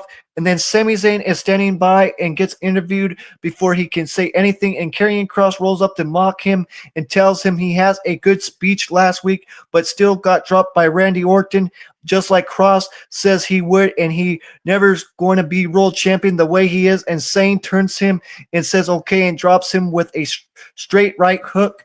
And then Sami tells him he's done talking to him and went to Adam Pearce and got a match made, and he storms off, and Karrion and Scarlett struggle at each other about it, and Bayley makes her entrance to send us to the break. And then we had Bayley fences Becky. I was thinking Bayley fences Becky for the WWE Women's Intercontinental Championship, which was a good match, but it ended in a disqualification. And then Lyra drop kicks Bayley through the ropes, but Bayley rolls her aside and betrays her from getting involved and chasing her in the match. And we go to the break, and then back from the commercial, Chad Gable gets Evan Neville, who is called his favorite student, in a peep talk around about whooping her opponent essentially regardless of cost. And then Gable moves on and rolls up on Penta, and to laugh his friends on having Braun Breaker destroy her earlier. And Penta, I'll say it again. Braun Breaker destroying him earlier, and Penta tells him to shut up and shove him, lay him out with a super kick, and tells him he'll tell him before hitting the suicide. And Rhodes agent storm, and Penta backs off, which Ludwig Kaiser since in the chaos. And Ludwig Kaiser was the guy with the with the mask. This past Monday, he was wearing the mask and stuff on Monday. And then Raquel is in the ring and on the mic, and she calls Rhea out to get in the beating, and she deserves. And then she slides in the ring and lights Raquel up and sends a lariat, but Raquel gets her on this back swing, and Rhea drops her with a boot to the floor, and Raquel rams her into the apron and then throws her over the timekeeper's barricade before going under the ring for a splurt and coming up with a Slim Jim brand table in the ring. And Rhea dives off the announce desk with a forearm before throwing Raquel into the steel steps and going into to set the table up. And Rhea gets her in the ring and pump handles, but Roxanne makes the save, and Rhea bounces her off the turnbuckle and charging, but Raquel ducks the boot, and one arm powerbomb snaps into the Slim Jim table, and we see Cody Rhodes walking backstage as we go to the break. Then back from the break, Rhea Ripley busts into Adam Pearce's office and demands a match against Raquel, and he offers a street fight, which that happened. We talked about real quick. And then we get a video package for the feud between CM Punk and John Cena that already happened and stuff. And then we had Cody Rhodes versus Jey Uso in the semifinals, and Cody Rhodes won with the Crossroads. And then the post-match experience that Jey raised Cody's hands, and that's what happened right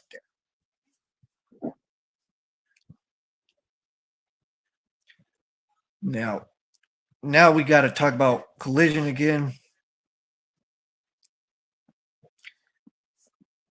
Okay, guys. So we had Jon Moxley defeating AR Fox. And Moxley is sick and tired of a cowboy. I'll say it again. So Jon Moxley added to the paradigm. I'll say it again. So Jon Moxley wins with a naked choke, and AR Fox passes out, and that's what happened. And he won by a submission. Jon Moxley won by submission and passing him out. And then after the match, Jon Moxley adds a paradigm shift, and the world champion had a message for Adam Page. This is a rough sport, and Mox is tired of the cowboy cry baby crap, and he will run Adam Page out of this business at All In. And then Tutestia and Kyle Fletcher and FTR defeated Adam Cole and Roderick Strong and Daniel Garcia and Bandito.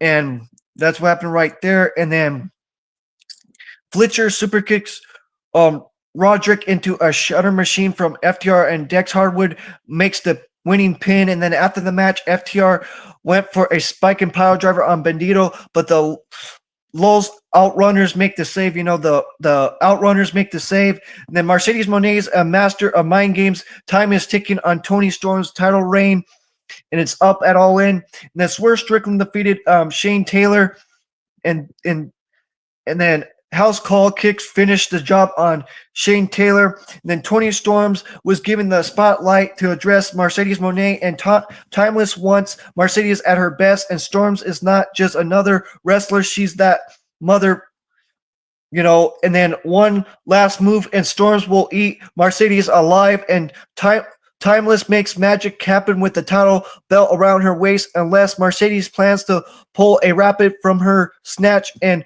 Storms doubts that the CEO can say the same.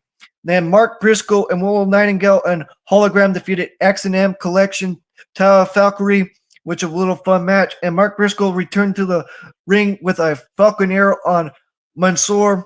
And then Chris Statlander heard enough from Wheeler Yuta, and she shoves him away. And Jon Moxley enters the scene with words of advice and does not ever let anyone tell you what you're worth. And Chris Statlander seems to stuff off her sense of not listening to the Death Riders. And then Kota Ibushi returned and stuff. And Don Callis since Okada as the newest member of the family. If Kenny Omega recovers to make All In, he wouldn't matter because he has no friends left. And Mark Briscoe came out on stage as a friend of Omega, and he brought another Omega friend along, Kota Ibushi, and the Golden Lovers connect on a head kick to Josh Alexander, and Kota Ibushi throws blows to Okada.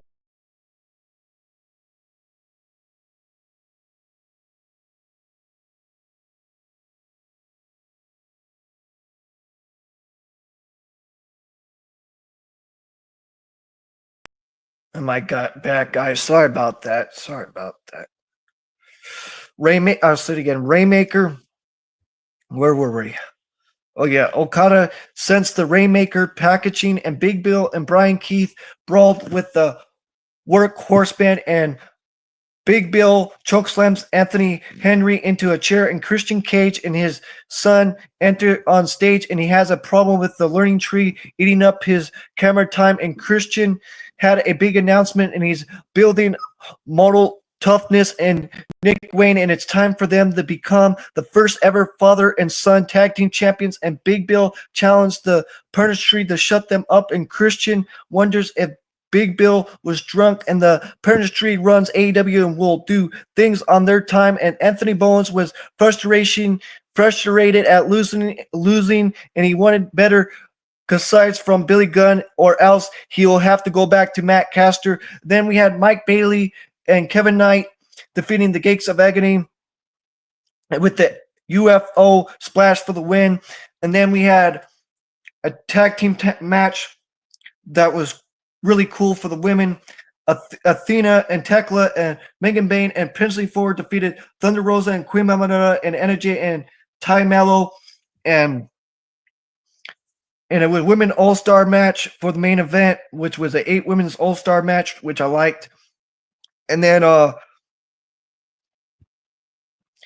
Thunder Rosa sends a spinning Death Valley driver on Athena, but Billy Starks distracts the ref from the pin, and Red Velvet runs into the past the Ring of Honor Women's World Champion since it's all of that. And then Thunder Rosa with the belt to win, and Red Velvet interferes with to promote Ring of Honor's Group War Mexico. And that's what happened with that.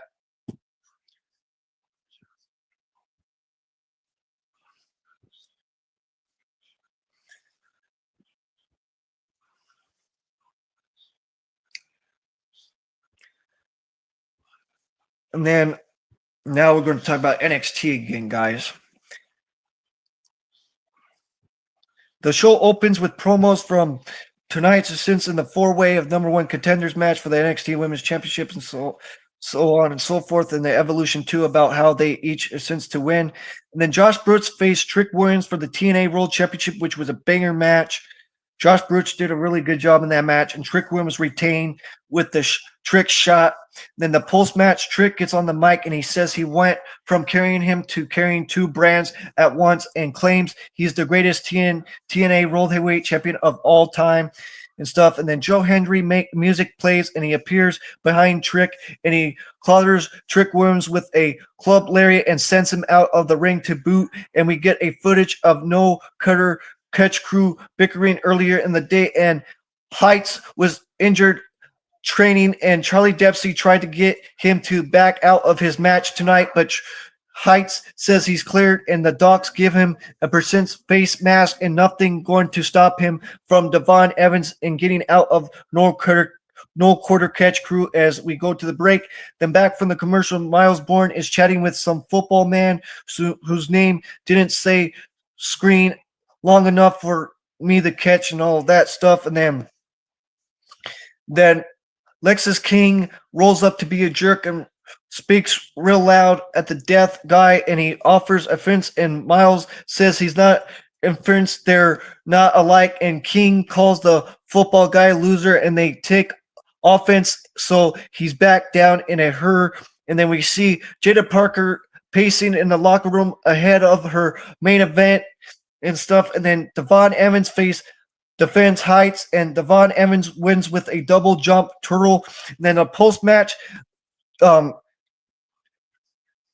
Casper Troy appears out of nowhere and takes Devon Evans out with a boss man slam. And then we get a recap of D'Angelo family's business, including some social media business where Dunham Door is hurt again and gets stripped of the NXT Heritage Cup, and Luca got Tony the match for the Fankin Cup against Lorenzo Stacks, earning some of Tony's trust back. All while Stacks still claims Luca is working as his consultancy. And then we had Ashante Adonis fences Ricky Saints, and Ricky Saints won with the Rush Humble. And then post-match, Eden Page appears on the Titantron, but his video shorts out on the screen. In any case, he attacks Sane from behind, thinks better of twisting green before hitting a Rush Humble on his own. And then the Dark State gets a promo brand by Processive Insurance before Nothing Says, making their insurance paying like a king of wrestling vignettes. And then Oba is shown walking backstage to send us to the break. And then Oba makes his entrance and gets on the mic, and he talks about his title reign and how he's defending all comers and turning his sense challengers into footnotes on his legacy. And now he sits comfortable, except since this is where it gets dangerous, and other men are since Coast and Mets on the sense of the victory, but the rulers isn't any man, and he gets ruthless where there's no challengers because he's proved the fights he enjoys. He impressed it, and he needs challengers, and it welcomes anybody who thinks he can stand up to the ruler himself. And Amora first since he is and enters the call, and he says he can come to NXT to chase glory, but when he doesn't come, he wants to come to Japan and realize all the things he missed, and his partner and his best friend Josh Brooks for one. And also NXT has a hole because he loves NXT and the culture and the passion of the fans, and he wants to pay them back by becoming the NXT champion. He wants to go bigger, and Oba is since bigger, and Oba says they have a common bigger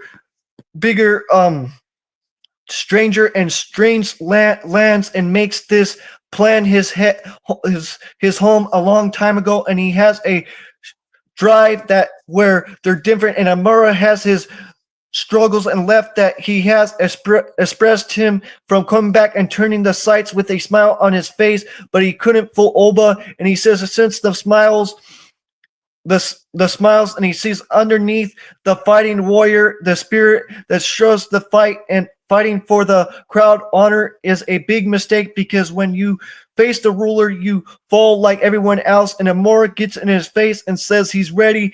As Amora leaves, Jasper Troy face trains him and confronts Olba Fleming from the apron, and Easy Dame rolls up the to chat with Tatum Paisley and gives her gifts and asks her to be in her corner in the main event. And so Ruka and Saria roll up, and Dame snaps at Saria and saying the titles her best friend holds is also close as she'll get to the title.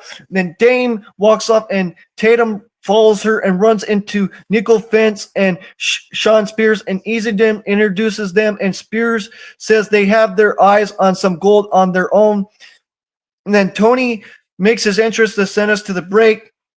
And then back from the break, Trick Williams recites the High Ritz backstage, and Wesley confronts him that he's going to be whooping Joe Henry's ass next week. And Williams likes the sound of that and tells him that if they take care of Joe for him, he'll own them all. And then Lorenzo Stacks faced Tony D'Angelo for the NXT Heritage Cup, and Tony D'Angelo won the first round, and then Lorenzo won the other one. It was 1-1.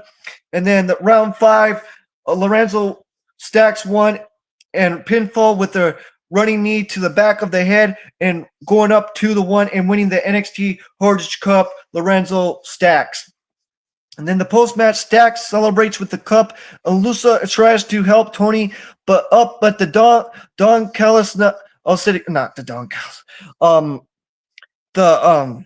the Angelo family's not having it and dropping him with a right hand, and Tony says he doesn't trust Luca or Stacks and takes his leave. And First Influence are interviewed backstage and talk about how they show Blake Monroe where she fits in their division, and Jessica Jane talks about watching the first Evolution as a fan and thinking if there was ever another, she's on it, and here she is, and she sees Jordan Grace doing push-ups in the locker room to send us to the break.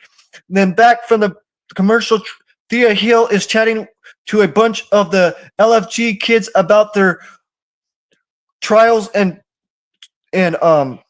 Torrance when Linton Reed rolls up to tell her she's going to play like a flute and to calm down, and Last Legend rolls in to tell them to save this and present later because right now they need to watch her get things done. And then Ever Rain confronts Eden Page backstage and says Ricky Saints got what he deserved, and he's been trying his best to be on his best behavior, but Ricky keeps pushing his buttons, and Eva calls him pathetic and says she's sick of this, and he says he's sick of it, and she's just had to make sure Saints stays far away from him, and she tells him that they both need to be in her office next week to settle the problem.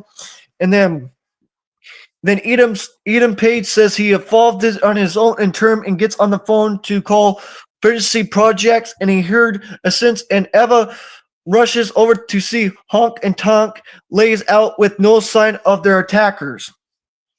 Then Joe Hendry is interviewed backstage, and he says he thinks about losing the title to Trick Williams every night, but he focused on winning his title back at Slammiversary, and he says Wesley has forgotten where he came from, but he's going to remind him next week. And Jada Parker and Easy Dame make their entrance as we go to the break.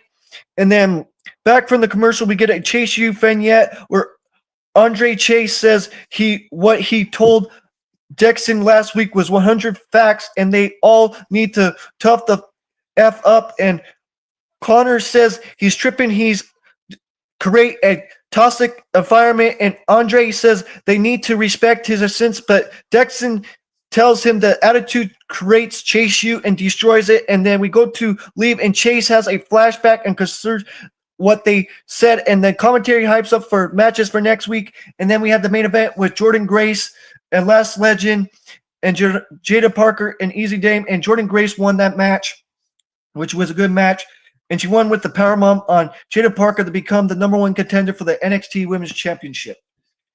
And that's what happened right there, guys.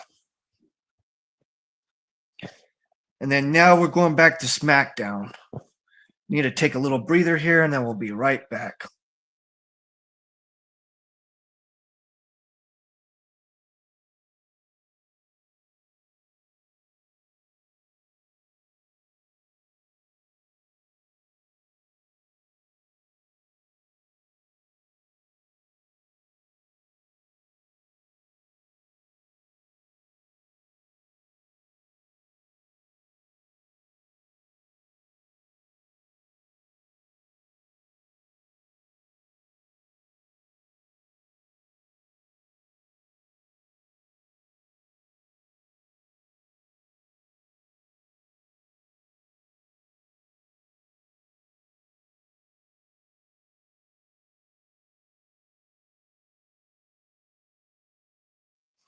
After I get the SmackDown done, guys, this SmackDown review, we're gonna start doing quick reviews for the the PBVs and the PLEs, the pay-per-views and the premium live events. After I do this one, we'll do those ones for WWE and AEW and TNA, and a little bit of MLW too as well, with their big events that they had with War Chamber and Lucha Azteca. So yes, guys. So basically the ship's manage of talents arrived in the arena falls, and then we had LA Knight and the whole thing with LA Knight with the Money in the Bank, with Seth Rollins conversation and all of that good stuff, and the CM Punk chants and all of that. And LA Knight asked if he really just redded him, and he says he's a liar and a big fan and all of jazz and stuff. And then Brown Breaker and Bronson Reed and all of that stuff. And then we had Alexa Bliss versus Asuka, and Asuka won with the Sense Impact. And then, the backstage with B-Fab and Mia Yim and Jay Cargill were showing watching and stuff. And then Emma and B-Fab go off to talk to Nick Aldis about the tag team titles and tell Jade she got this. And Brisa Saxon rolls up to interview Jay Cargill, and she says Roxanne has a potential. She's trying to prove herself, and this hasn't proved our ground in the throne rose, and she's ready for the throne and all of that. And we go to the break, and then the Chelsea Green whole thing with the whole story with Pepper Nevelin and all of that with secret the secret service and all of that stuff. And then, with the Pretty Deadly and all of that stuff, with Wes Wilson is in the ring for a match and all of that stuff. And then we had the Charlotte Flair whole story with, Alexa Bliss going on still and all of that with Chelsea Green and all of that. And yells something about calling him Bank Holiday and screams off and all of that jazz. And then Aleister Black with the, Ron killing stuff, and then, and all of that stuff. And then, with the John Cena and all that stuff. And then the Gunther and Goldberg statement and all of that build up stuff that's building up to Saturday night main event and all of that.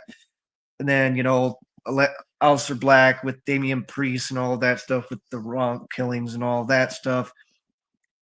Then Jey Uso and stuff and all of that with the Sammy's, with Sami Zayn and Randy Orton and all of that. And then Randy Orton faced Sami Zayn, and Randy Orton won with the RKO. And then Nia Jax shows walking backstage to send us to the break and all of that. Then Nia Jackson gets on the mic, and she says it's crazy with the Tiffany Stratton, the build up with Tiffany Stratton's match with all of that stuff from that SmackDown of following weeks and all of that. And then we get a footage of CM Punk and John Cena and all of that. And then Charlotte Flair fences Chelsea Green, and Charlotte Flair win with a figure four and all of that. And then the post match with the Secret Service jumps Charlotte Flair, but Alexa Bliss makes the save and hits the Sister Abigail DDT on Green, and Bliss makes a handshake, but Charlotte cold shoulders her and since walks off by. And then Jeff Cobb just taps his ribs, but Solo Sikoa asks what he's doing, and Jeff Cobb says he's going to take care of Jacob Fatu, but Solo, since he's going to go and talk and smooth and things over with words, and he does. However, he tells Jeff Cobb to be ready, and we go to the break and all of that. And then we have the whole thing about, being brothers and being family and all that stuff with, Jacob Fatu and Solo Sikoa and stuff. And then we had Bronson Reed fences LA Knight, and LA Knight won by disqualification. And then we had John Cena fences R-Truth, and R-Truth won by disqualification. Ron Killings defeated John Cena by disqualification and all that.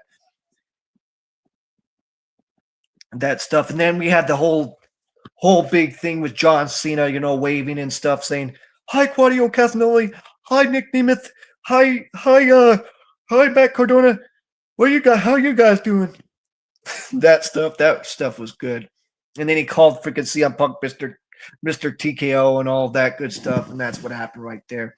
And then he said, "I don't need to bomb this mother freaking building," which was funny from John Cena and stuff, and that's what happened right there. And then now we're going to go talk about real quick about the CMLL and Ring of Honor show in AEW. This was really good. So we had Harmel Chavez. I'll say it again. Hermos Chavez, Angel Del Oro, and Nospo Roja defeating Cruz, Action Andretti and Leo Rush, and retain the CMLL World Tag Team Championships. And then had Hologram defeat Leon by pinfall. Then we had Alexis Jr. defeating Josh Alexander by pinfall. Then we had the Guerreros Las Guerrero, Gran Guerrero, and Ultimate Guerrero, and and Arvino defeating Don Callis family, the Alpha Tutesta, and the Pro Star Kyle Fletcher and Ichiro and Rocky Romero by pinfall. Then we had Bandito defeating Mascara Dorora to retain his Ring of Honor championship. And then after the match, Bandito invites Dorora to join AEW, and Dorora says he's ready for any challenge, and Bandito then says he will talk with Tony Khan to bring him in. And that's what happened right there with that show, which was good. That show was good, man.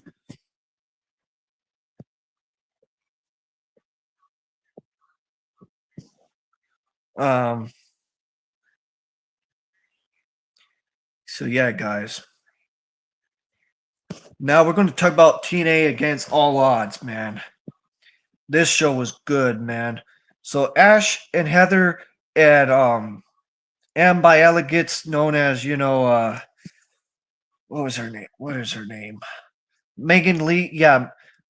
Maggie, I'll say it again. Ash by Elegance and Heather by Elegance and Maggie by Elegance defeated Saya Brookside and Harley Hiss and Mayla Grace, and then the return of the experience, the inspiration Jesse McKay and Chelsea Green to pose on the stage to make their clear that they want the Knockouts tag team titles. And then Tasha Steelz was worried about Jason Hutch for his match, and Hutch asked her to be in his corner, and Mustafa Ali enters the stage and all of that stuff. And then Robert Stones beats Santino Marella tonight, and he bans Santino from TNA, and he keeps Ariana Grace and all of that, building up all of that, guys, and stuff like that. Then we had the TNA International Championship. Steve Macklin defeating Manson Wonder to retain his title with the KIA DDT the win. And then we had Matt Hardy and Jeff Hardy and Leon Slater and a mystery partner, which was, Cody Diener. He's going by hometown, the hometown man, but we all know that's Cody Diener. And defeating Moose and Brian Myers and Eddie Edwards and JDC. And then Mustafa Ali defeated Jason Hutch. And then we had the whole thing with the First Class Penthouse with AJ Francis and KC Marvel hosting their talk show and fighting Mike Santana as a guest and all of that stuff. And then, AJ Francis returns with a champagne bottle to crack Mike Santana from behind, and AJ Francis dodges KC to the back to safety. And then we had Masa Slavovich defeating Saya Ling Lee, I'll say it again, Saya Ling Lee, Saya Lee. And then the return of Killer Kelly came out, with a chain and stuff, which was great. And then we had Frankie Kazarian defeating Joe Henry, and he rolls Joe Henry with feet on the ropes for leverage, and that's what happened right there. And then we had Robert Stone's sense of Matt Cardona with her sense of cash to look the other way of any cheating against Santino, and Matt Cardona doesn't need down the free money. And then the TNA World Tag Team Championships, Nick Nemeth and Ryan Nemeth defeated the Rascals, Trey Manuel and Zachary Wentz to retain their titles.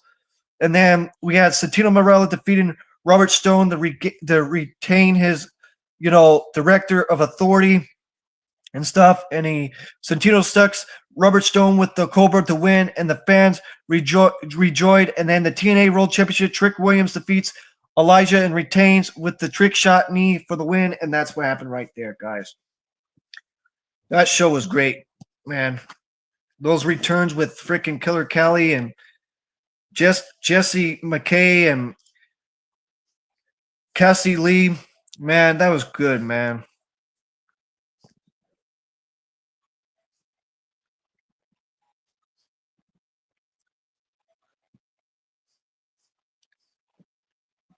That was really good stuff, man.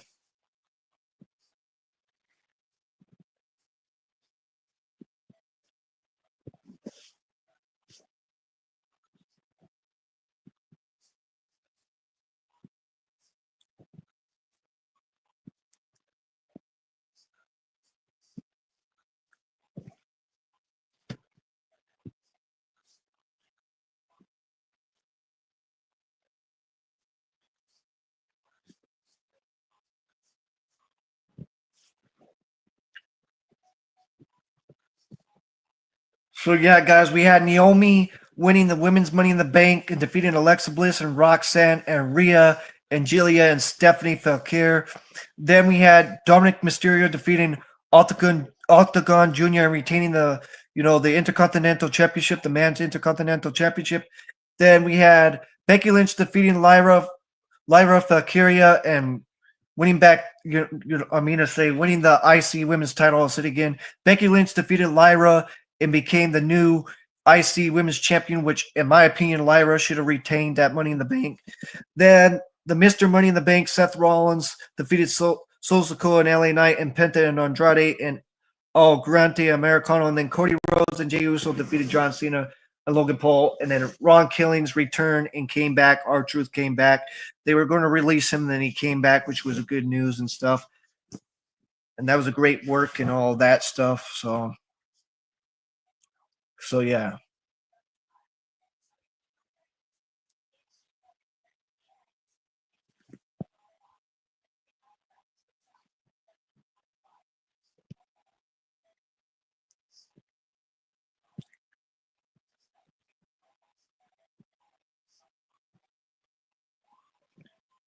Now we're going to talk about MLW War Chamber, man. MLW War Chamber. So we had the Filthy Bros versus Conjuring Unit in a Chicago street fight, which was a great match. Really back and forth pace, and Conjuring Unit won, which was good. Good match, in my opinion. Really crazy stuff and all that. And I'll talk about it. So that's what happened right there. Then we had Ario Dominguez versus Ryan Reed in a lightning match, which Ryan Reed won. And then we had the Death Panther and Blue Thunder Jr. versus, Yojima and Akira, the GC Max and Blue Thunder and Dark Panther defeated, Josie Max. And then I'll just say Shako Nakajima defeated Del Mi Exo and retain the MLW World Featherweight Championship. And this Mi Exo, I think she's coming to WWE. A lot of people were telling me, and BRG too as well. Brett Ryan Gosling, he'd be heading to WWE as well. I heard from people as well, so we'll see what happens with that. And then we had the Rich Horseman fits with the Whom I Hate Fight Club, Paul London and Matthew Justice. And basically the babyfaces won that match. The Whom I Fight Club, Paul London and Matthew Justice defeated the Roche's Horseman, which was a great match, really hard hitting, a lot of blood and stuff, which was cool and stuff. And then Shuko won with the Big Suicide and all of that. and then a really good tag team match, with the Blue Thunder and Dark Panther and stuff and all of that, with really good stuff back and forth, really good technical wrestling and stuff from MLW. So that's what I have to say about that as well.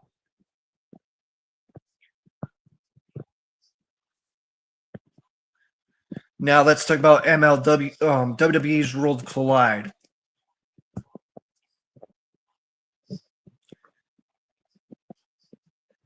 So we had Viking Co. defeating Chad Gable to retain the AAA Mega Championship, which was the main event, which was a great match. Then we had Eden Page defeating Ray Phoenix and Devon Evans and the Reno Kid to retain the NXT North American title.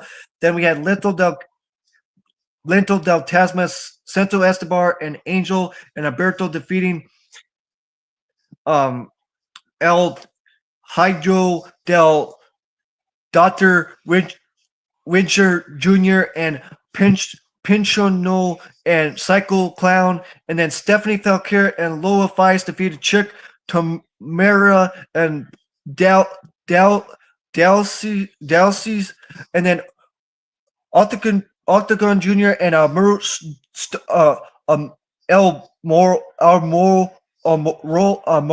Star and Mr.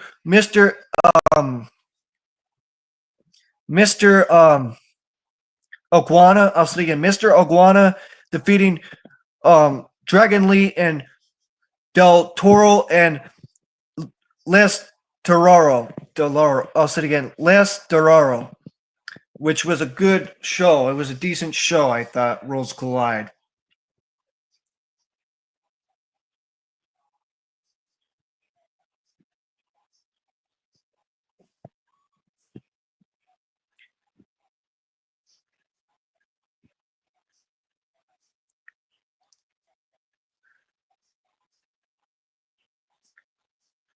Now let's talk about NXT Battleground, guys, which was a good show. So the TNA World Championship, Trick Williams became the new TNA World Champion and defeated Joe Hendry. Then we had Obafemi defeating Miles Bourne, and then we had Stephanie Falcare defeating Jordan Grace, and then we had Lorenzo Stacks defeating Tony D'Angelo. Then we had Honk and Tonk and Josh Brooks defeating the Colin, and then we had Soruka defeating Lilani Jordan, which was a great show. And like I said again, guys, on that following NXT, I believe Stephanie Falcare lost her title to Janice Jane, and Janice Jane won, and that was a great moment for Jen and Jane, in my opinion, guys. So yeah, guys, my opinion on that. Now let's talk about AEW Double or Nothing. Adam Page won the Man's Owen Hart tournament, and then Mercedes Moné won the Women's Owen Hart. Mercedes Moné won the Women's Owen Hart, and Adam Page won the Man's Owen Hart. Then Okada defeated Mike Bailey, and then Tony Storms defeated Mia, and then the Don Callis family defeated Paragon, and then Anarchy in the Arena, Kenny Omega and Swerve Strickland and Will Nightingale and the Hobbs defeated the Death Riders and the Young Bucks. And then the Hart Syndicate defeated the Sons of Texas. And then Ricochet defeated Mark Briscoe. And then FTR defeated Daniel Garcia and Nigel McGuinness, which was a good match, great match. And then Bandito and AR Fox and L Tyson Del Eris defeated RPG, Vince, and Crew, and then Anna Jay and Harley Cameron defeated Megan Bate and Pimsley Ford, which I thought it was an okay pay-per-view money, Double or Nothing. I thought Double or Nothing could have been better, in my opinion. I really wanted freaking Will Ospreay to win the Man's Owen Hart and Mercedes too, and I really wanted a lot of returns at that show as well, because it was my other place that I used to live in. It was in Glensdale, Arizona, that show. Now let's talk about Saturday night main event real quick. Okay, so the World Heavyweight Championship in the main event, we had Jey Uso defeating Logan Paul. Then we had a steel cage match, I'll say it again, steel cage match. Damian Priest defeated Drew McIntyre. Then we had the WWE Championship, John Cena defeating Ron Cena, Ron Killings. And then we had the United States Championship. Selena Vega defeated Chelsea Green, which I think Chelsea Green should have won that match back, on May 24th. And then Seth Rollins and Braun Breaker defeated CM Punk and Sami Zayn. Yes, Seth Rollins and Braun Breaker defeated CM Punk and Sami Zayn in that Saturday night main event.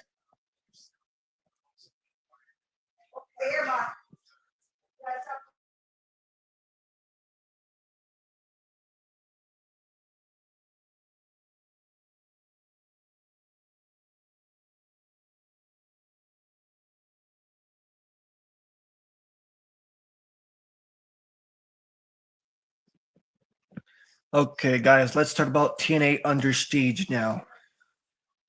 Robert Stone is the the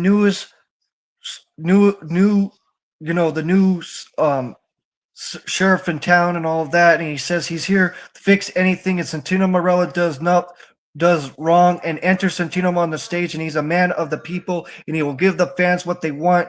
And Robert Stone teases that Tessa Blanchard will send Ariana Grace to the hospital, and Santino warned that if they injure his daughter on promise that he wouldn't be Santino the director or authority, he will be Santino the father to kick their ass. And then we had Rosemary defeating Sarah Brookside by disqualification, and then we had Mike Santana defeating KC, which was a good match.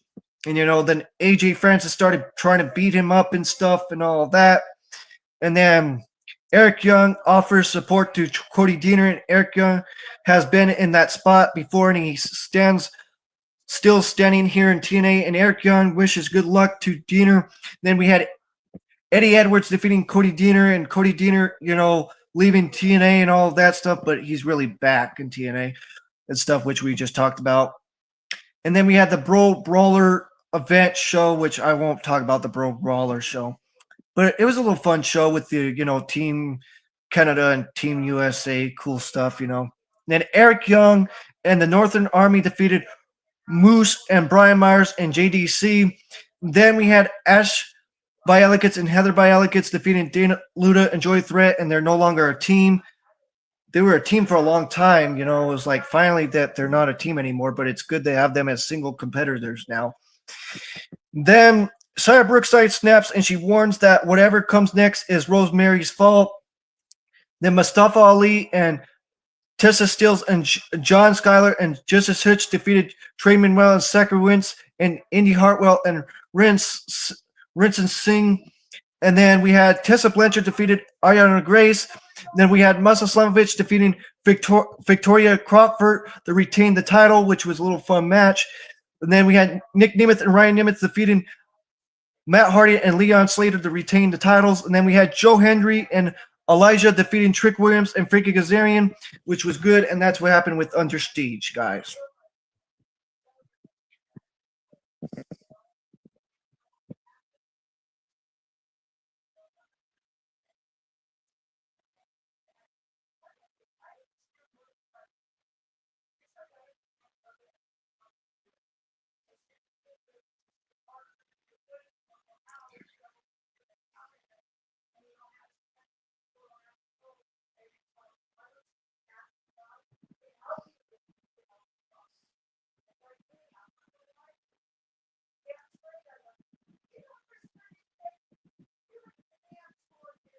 Okay, let's talk about MLW Lucha Azteca, guys. So we had Luz del Per Luchadors, Magnus and Rignal to defeat the Lel Fence, Lurso, Blue Thunder Jr., and Dark Panther to regain their MLW World Tag Team Championships. Then we had Hammerstone defeating Yojima. Then Ryan Reed defeats Azteca 13 after the match. Reed cuts a promo and Vince the Justice would be served. And then Vince and Licious defeated Guerrero, Maya Jr., and Hechicero. And then Ultimate Guerrero defeated Sin Duke Jr. and Barbara Carrillo in a three-way match to regain his MLW National Openweight Championship. And then we had Matt Riddle defeating Dominic Dijak to retain his MLW World Heavyweight Championship. During the match, Matt Kroger tries to cash in his briefcase and stuff, and then tries to attack Matt Riddle, but Matt Riddle causes Matt Kroger to hit Dijak in the head, and Riddle then ends up tapping out Dijak for the win. Then Mysto defeats Tim Laurel and K1 in a 3-match, and after the match, K1 snaps Mysto's mask before taking his mask off and lists the loss, and K1 stands tall with the stolen faking MLW middleweight title to end the show, and that was great, man. It was great. I'm telling you, that Lucha Azteca, I got that shirt, man. I'm so happy to finally have a t-shirt of a event show.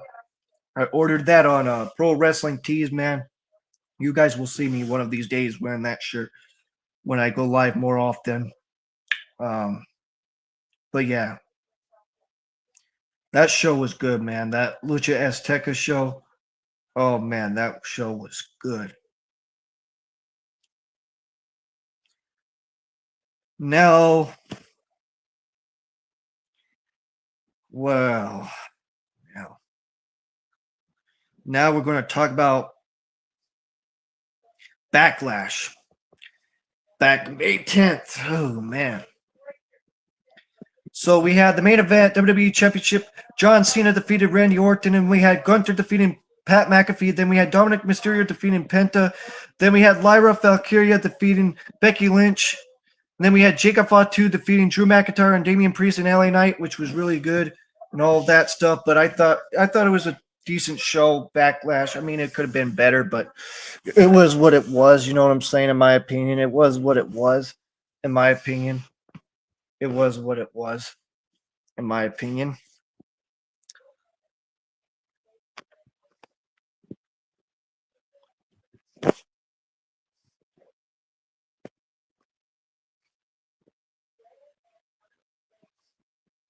Now we're going to talk about this New Japan Siege. This was really good. Fred Roster defeated Matt Vincent. And then we had the New Japan Strong Openweight Tag Team titles. The United Empire, Tomorrow and TJP defeated the World Class Wrecking Crew, Chris Nielsen and Royce Isaac. And they changed the titles, and there was new champions. And then we had the 8-man tag team match, the Good Brothers and the Young Bucks facing the Bullet Club War Dogs, and the Good Brothers and the Young Bucks defeated the Bullet Club War Dogs with, Gabe Kidd and Gusto and Clark Connor and David Finlay. And then we had the New Japan Strong Womenweight title, Tomohiro Ishii defeating Trilla Molosi.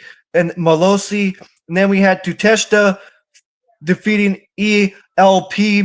And then we had the IWGP World Heavyweight Championship match. Haruki Goto facing Zack Shiba Jr. in a double pin. And then we had the ACM defeating Mercedes Moné and Mia, and changed the title, and ACM won that title at the New Japan Siege. Man, that show was good, man. I'm telling you.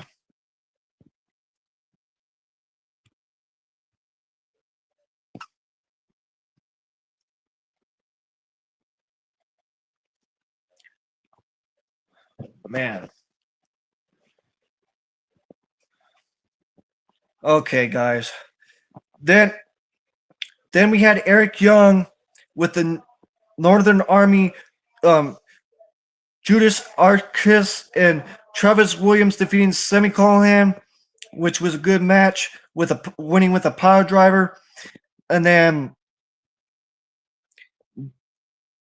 we had Joe Henry and Elijah and Leon Slater and the Rascals Pursuits to face off against the TNA champions and the Return of Champions Challenge.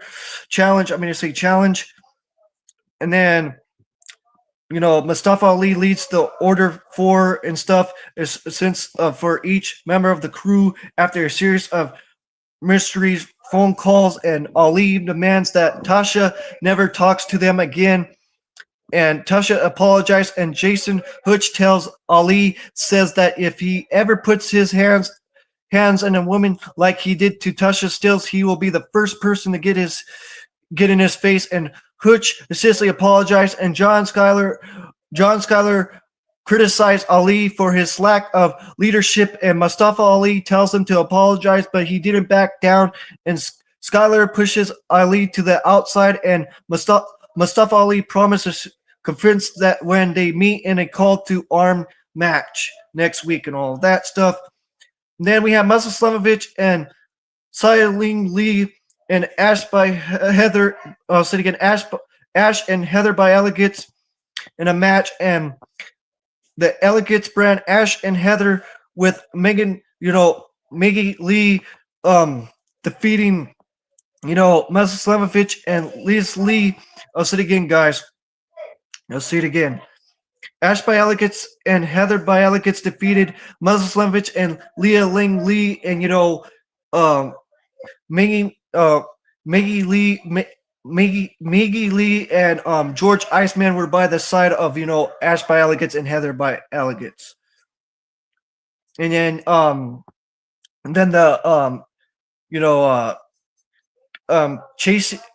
Casey Lee and Jesse McKay were watching backstage and stuff, and then we had the TNA injury report with all that good stuff.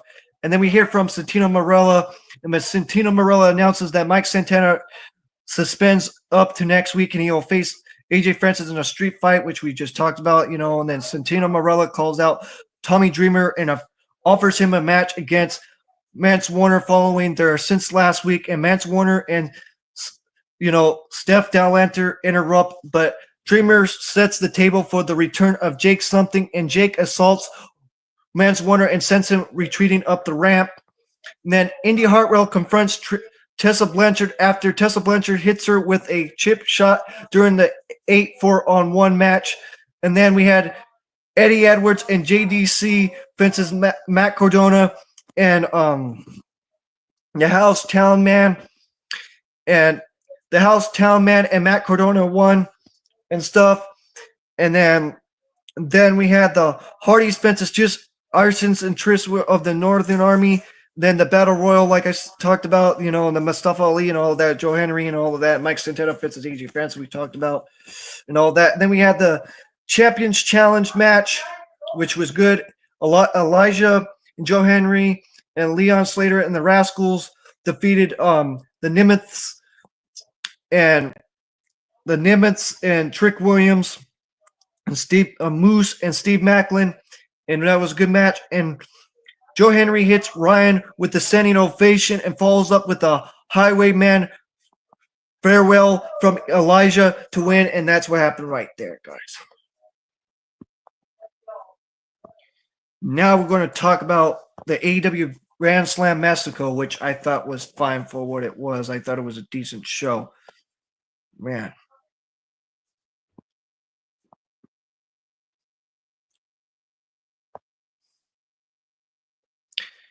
The show opens with the introduced video, and Excalibur welcomes us to the show as we pan around Always Wonderful Arena Mexico crowd, and Adam Page makes his entrance and gets on the mic and introduces himself in Spanish and keeps going in Spanish, and Excalibur translates some and saying he says he grew up on a farm and talks about the workers who came to take care of that farm, and thanks to crowd for having him in their house tonight. And he says AEW and CMLL are united in having the best wrestling in the world, and calls out our champion Jon Moxley and says he wouldn't be wrestling tonight and he's banned from the arena during the main event. And nobody says anything about after the match, and that something about somebody's mother that Excalibur refused to translate, but gets a cowboy shit chant from the crowd, and he thanks the crowd again and leaves. Commentary up later, and then Dex Harwood and Stokely Hathaway make their entrance, and Stokely gets on the mic and he has good news and bad news, and he says the bad news is that Cash Wheeler couldn't make it to the show tonight due to circumstances and beyond his control, but the good news is the 1.5 of FTR is here, and him and Dex he's been working so hard on his Spanish, telling the crowd grassing ass. And then Adam Cole and Alexis Jr. and Bandito and Brody King and Daniel Garcia and Tomero and Dex Harwood and the Don Callis family and Ichimuro and Josh Alexander and Tutesta and Kyle Fletcher and Let's Archer and First Doro Jr., which was like a 14-man match, which was crazy in my opinion. I'm not really crazy about those matches, but it was a little fun. I liked it a little bit.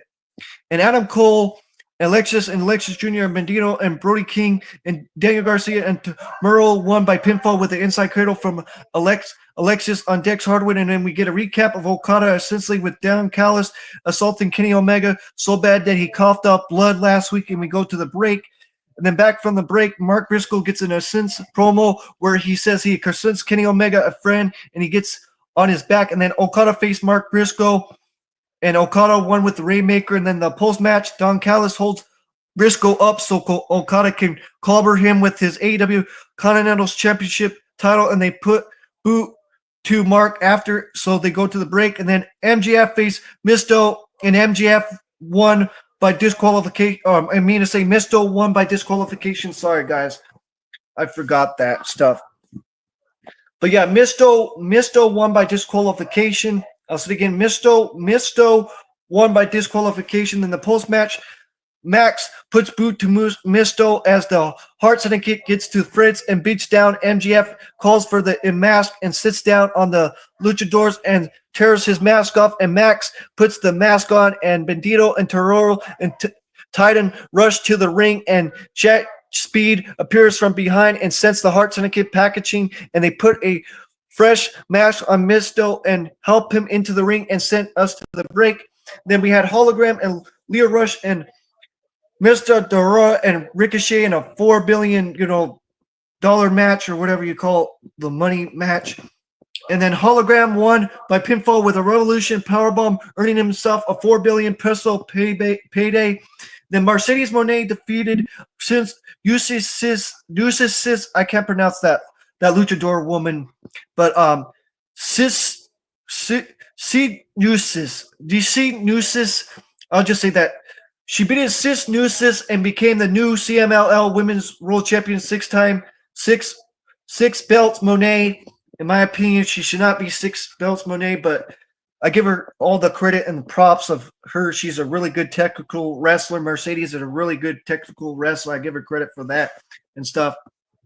Then the post-match, Tony Storm's Fanyette plays on the Titron, within she plays a fast talking since and who has come to Arena Mexico, and then Mia ascends to the top ramp, and Tony Storms is behind Mercedes, dressing like a Carman since baby, and German Suplex sends Mercedes flying, and Storms gets chased out of the ring and up to the stage, and Rest picks it up, and Tony gets on the mic at somewhere and shouts, "Let's the games begin!" And before breaking free and making Ramp's ankle to send us to the break.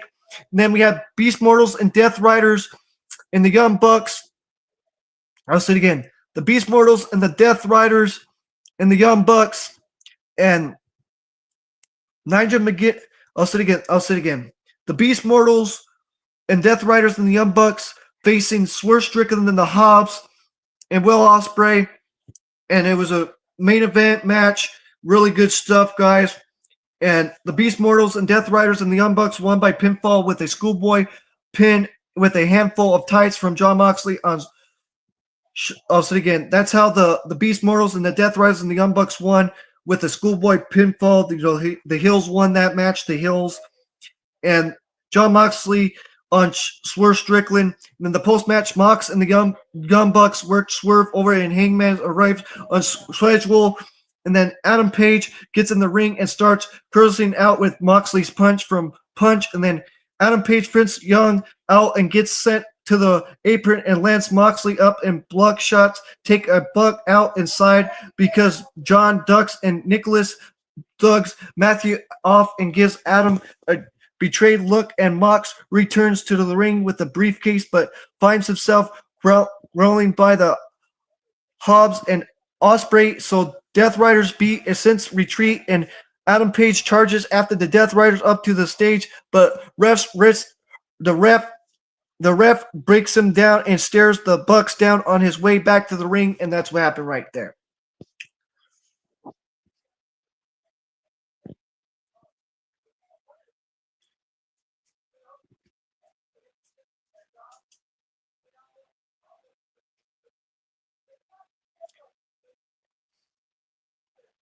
Now we're going to talk about NXT again, guys. Oh man, I'm telling you, good stuff from wrestling, man. Really good stuff.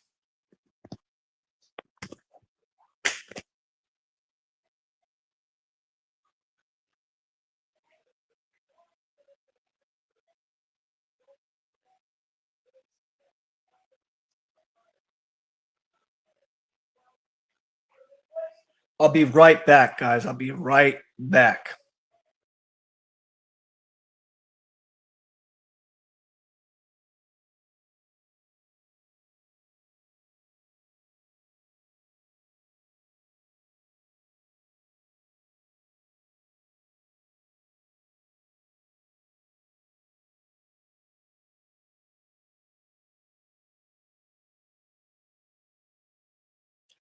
Okay, we're back, guys. The show opens with a recap of Jane and Jane and the NXT Women's Champions scene, and Thea Hill makes her entrance, and Jaden Parker blindsides her, but offense we got in the ring, and we got get it going, and Jaden Parker faces Thea Hill, and Jaden Parker wins with a running hip attack. Then backstage, Just Brutes and Amora and Elijah are chatting about how nobody likes First Class, and Trick Williams is disrespecting the TNA World Heavyweight Championship, and Elijah leaves and Honk and Tonk roll up and remind Josh and Yosuke they got a title match, and when they want one, Oba rolls up and they congratulate him on the Hutch fight against Jasper Troy, and he thanks them and says he's still the ruler and not changing anytime soon. Then Oba turns to leave and runs into Trick Williams, who snaps at him, and they make fun of Josh Brooks and Amora for wearing so much leather. And then Blakeman rolls vignette about her since her contract signing tonight, picking out a since little black dress and with white go-go boots, and for since dives off and went off her since and all of that. And then Kilani Jordan faces Last Legend, and Last Legend won with a side slam of hers. And then we get a recap of Tony D'Angelo's business with Luca running into the Dong. Keep saying Dong with the D'Angelo family backstage, and Tony says he has enough, and he'll see him in the ring. And we go to the back, and then back from the commercial, Tony D'Angelo's in the ring and gets on the mic, and he says, "As D'Angelo, you got to keep your head on a swivel, and be aware of being stabbed in the back a few months ago, and Lorenzo Stacks stabbed him in the back, and Ariano Russo went into hiding, and Luca got slipped, so he caught, and he didn't know but all he wanted from Luca is his trust and loyal, and he couldn't seem to get it, so he wanted him to come back to talk to man. Enter Luca, and he asks if this really how Tony wants to do this, and he says it is. And if Luca is going to lie, he's going to do to him and to all of his people. And Luca says he's not lying. And Tony asked what happened in the desert. And Luca says since to being kidnapped and driving into the desert with Stacks and letting him go and telling him it was his lucky day. And D'Angelo interesting the idea of believing him and ask if he can trust him, and Luca says he can, and Tony asks why he didn't hit Stacks, and Luca admits that maybe he should have, and consistently he is exposed to offense people, and this is the first time since joining the family, and he had to make a decision of his own, and he used to having Ariana Rissu's support, and the Khan cuts him off and demands that he looks him in the eye and tells him if he's with Stacks. Luca levels the suits and promise, and enters Lorenzo Stacks and all with the right shirt goons, and he says Tony got the truth, but he doesn't want to admit Luca is his protege, but he doesn't want to believe him, and he asks Luca if he ever questioned his loyalty, and he says there's a reason he saved him in the desert, because he was never going to be good enough to Tony's protege and all that. And he tells Luca as he knows what to do next, and his goons offense on the ring, and Tony takes down a goon, and Luca tries throwing hands, but accidentally drops the Khan with a lariat when he pulls Stacks off of him, and Luca since starts apologizing when Stacks grins and sells, and First Class rolls up on Trick Williams, and Trick asks if they were ready to go. And AJ Francis admits KC hurts himself in training, and he's not going to be cleared for the trios match. And Williams is upset, but they said they do not bring problems, they bring qualifications, and they've got a guy line up to replace them. And then Wesley rolls up and with the high rinse, and he says he and Trick have a lot of history, but he's willing to help him tonight. And Williams apologized for the stuff he has done, and they all shake hands and smile, and we go to the break. Then back from the commercial, we get a vignette from the all new and all different Chase U and all of that good stuff. And then Dexus keeps trying to ask questions, and Andre Chase unloads and tells him he has to inject 2 Chase U's, and Effin gets enough, and Dexon and Connor walk out on him, and then Eden Page is backstage with the Finch Projects talking trash when Ricky Saints and the Finch's Project tells him he has to get enough to them to get to the Eden Page, and Ashanti Adonis to step up to him out of the background and says it's a numbers game. The odds aren't in his favor, and Ricky points that everybody else left and walked off, and then Blake Monroe is shown arriving at the PC and getting out of her car. Then Elijah makes his entrance and playing a guitar. He goes and he joins by Josh Brooks and Amora, and we go to the break. And then Heights and Win Sinclair and Devon Evans are hanging out, and Heights asks if Sinclair has gotten Charlie to agree to a match, but she begs off and saying her sense involved. Evans asks what a sense means, and she admits that she hasn't asked yet. And Devon walks over to chat with Jasper Troy and congratulates him on his match against Oba, and Troy growls at him, and he wanders back. And then Charlie is there now, and he says if Heights beats Evans in a match, he can leave no quarter catch crew, and they jaw it girly and good nearly. And Evans tells Charlie Dempsey that he clearly needs a hug, and Vince Sinclair since and AJ Francis and Trick Williams and Wes. I'll say again, AJ Francis and Trick Williams and Wesley face Elijah and Josh Brooks and Amora in a 6-man tag, and Elijah and Josh Brooks and Amora win with a frog splash from Amora on Trick Williams and stuff like that. And then backstage back from the commercials, Ever Rain and Robert Stone and Steve Tucker are in Ever Rain's office when they sense occurs, and Reigns goes to sense to Tony Angela and Luca arguing in the whole situation with all of that with Lorenzo Stacks. Then we get Easy Dame fences Saria, and Easy Dame won with the lighter bomb. Then we had backstage Josh Brooks talks with Amoro's pinfall victory on Trick Williams up and says he should get a tag title shot out of it. And Amoro says he wants Brooks to take the title shot. And when Josh tries to tell him he should keep it, and Amoro says he wants Brooks to be the TNA champion, well, he goes after the TNA championship, and Josh tells him he's thinking big, and that's it. And then Jordan Grace faced Lola Vice, and Jordan Grace won with the Beast mode and all of that. And then the recaps of our Evolution Eliminators followed, and Saria is backstage with Sol Ruka and Tatum Paisley betraying Tatum and all of that. And then Soka tries to play peacemaker, and Easy Dame rolls up to say that if they really care about Tatum Paisley, they'll induce her into little TikToks, and she says she would. And Tatum Paisley gets up and follows her as Saria stops Soruka from going after her, and Blake Monroe is walking backstage to send us back. And then back from the commercial, we get a high reel from Nurse Door and the NXT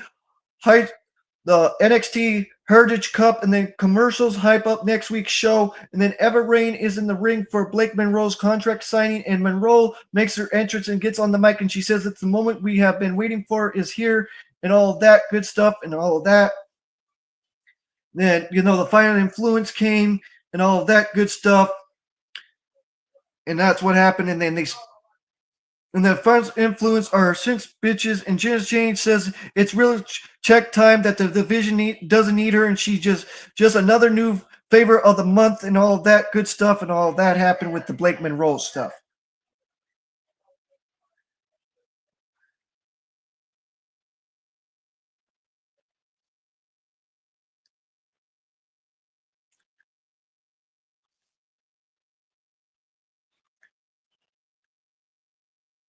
Now we're going to go back to where we left off when I left from last month or the month after or whatever it was, how many months ago. Okay, so the show opens with a recap of the last week's show since an angle of Falls Ascent, Seth Rollins offers Sami Zayn and sits her off, and since Jey Uso and his entrance and stuff with the Jey Uso and Logan Paul stuff and all that. And then Paul Heyman enters and talks about, Roman Reigns and CM Punk and all of that good jazz. And then Jacob Fatu and Souls of Cole and all of that stuff with the bloodline and all of that jazz. And then, Rollins talking about Punk and then Punk and all of that stuff with Punk and Rollins and all of that good stuff. And then JD Madonna faced Penta, and Penta won with a flip pile driver and all of that. Then Grayson Waller talked to Adam Pearce with Austin Theory and all of that jazz. And then Austin Theory faced Sheamus, and Sheamus won with a bro kick, and then all of that. Then Penta fits Dominic Mysterio for the backlash and all of that, which we already talked about and all of that stuff. And then the Becky Lynch whole story with Lyra, building up that whole thing with Lyra, back and forth with all of that stuff with that story that they had with before Bailey came back and stuff. And then Io Sky defeated Roxanne Perez and all of that. And then we had Otis fences Rusev, and Rusev won with the accolade and a post match and all of that with Tosawa and all of that jazz. And then we had the Gunther stuff with Pat McAfee with the whole building up to that with the Pat McAfee stuff from all that and stuff. And then we had Jey Uso fences Seth Rollins for the WWE Heavyweight Championship, and then CM Punk came out there with a chair and attacking Seth Rollins at the end and all of that good stuff. And that's what happened right there.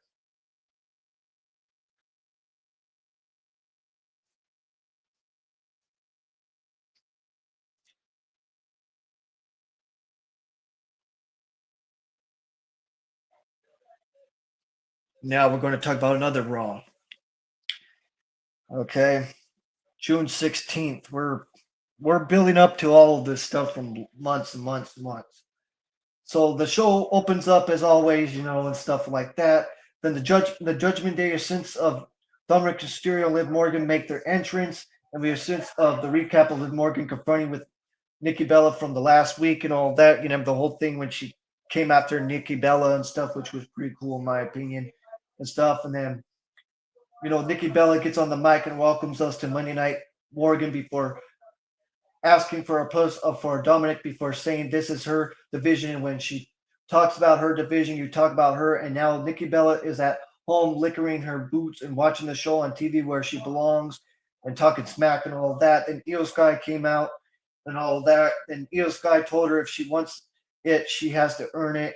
And she couldn't just seal it just like she stole Dom. And Mysterio steps in and tells her to make it easy and just gives Liv what she wanted, just like she does every day again. And Morgan tells her to just stand over, and Eos asks if she wants it and says she can have it. And a Prince Tumor later with the title, and she blasts Dom with a kick too and stands tall and all that. And Stephanie Falcare makes her entrance to sentence the break, and then Oscar faced Evan Neville and Raquel and Stephanie Falcare for the first round. The whole thing when it first started, the King of the Ring and all that. And Oscar won and pinned Raquel Rodriguez with Rhea Ripley's help. Rhea Ripley cost Raquel for that and all of that jazz.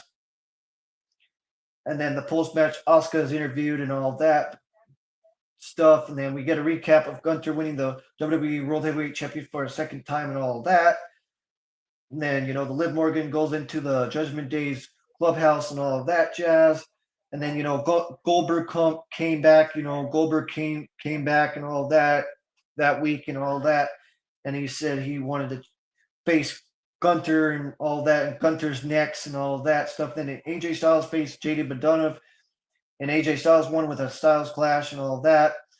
And then we seen Natalia tells the Fedrin to take care of her himself over there, and Sheamus says he's going to take care of Rusev and all that, and building up to that and all that jazz. Then Becky Lynch and all that stuff with Becky Lynch and all that in Green Bay. It was in Green Bay this show and all that, and talking. She was wearing a Chicago Bears jacket and all that stuff, and talking all the smack about that. And then Bailey came back, Bailey and all that stuff with Bailey coming back and all that and talking crap. And then Kari Zane faced Liv Morgan, and then Liv Morgan got hurt and stuff like that. And then Sami Zayn with the Karrion Cross build up and all of that with Karrion Cross and Sami Zayn. And then we had Bronson Reed and Jey Uso fences Rusev and Sheamus in the first round and all of that. And then Jey Uso won with this diving splash on Bronson Reed. And, Cody and Jey Uso made up and all that good stuff with the baby faces and all of that.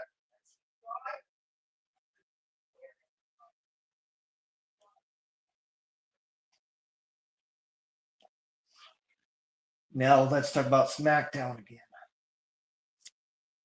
So then we're history of the since of the show follows a recap of Money in the Bank follows, and I said John Moxley almost. John Cena makes his entrance and gets on the mic, and he says the pro wrestling Mount Rushmore is John Cena, and talking about how he's the greatest talker and all that and all that and stuff.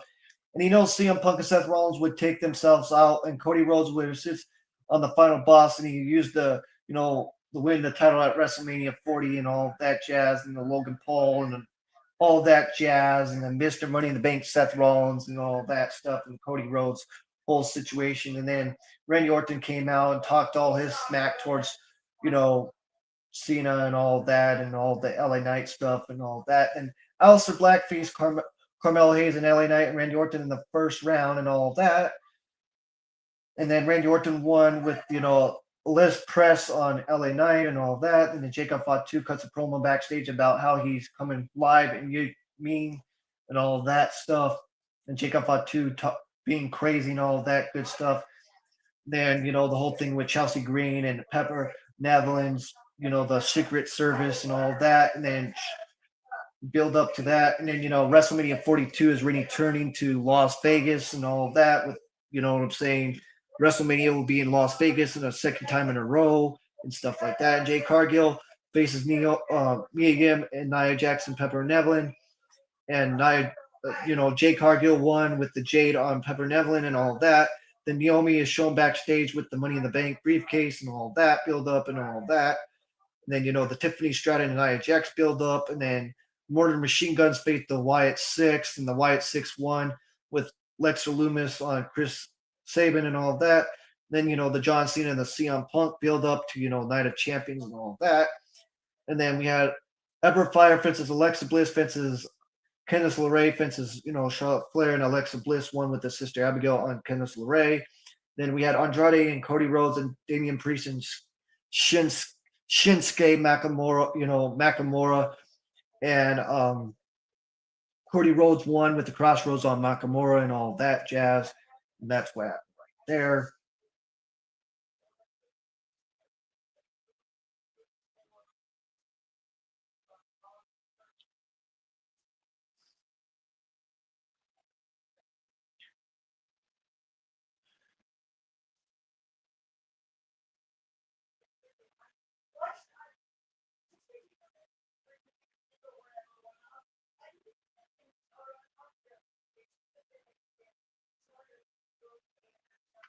I'll be back, guys. I'll be right back.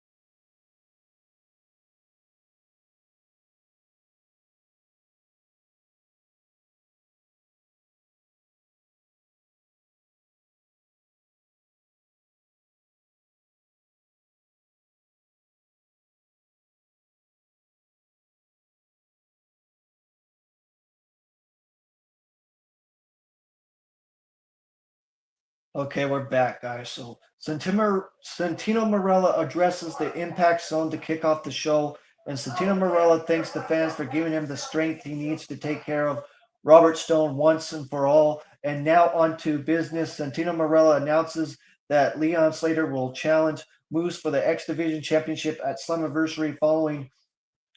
Oh, hold on. Following Leon Slater's pinfall victory over Moose at Against All Odds. Plus, the champion challengers will return next week for the 10-man tag match, which we talked about already. Then, following their shocking return at Against All Odds, the Experience is back in action in the first time, all of that. And then they experienced Casey Lee and Jesse McKay defeated Mr. K and Brennan Brooks, which was a quick match and stuff. Appreciate you, one person watching. I don't know if you came back or not. Appreciate you.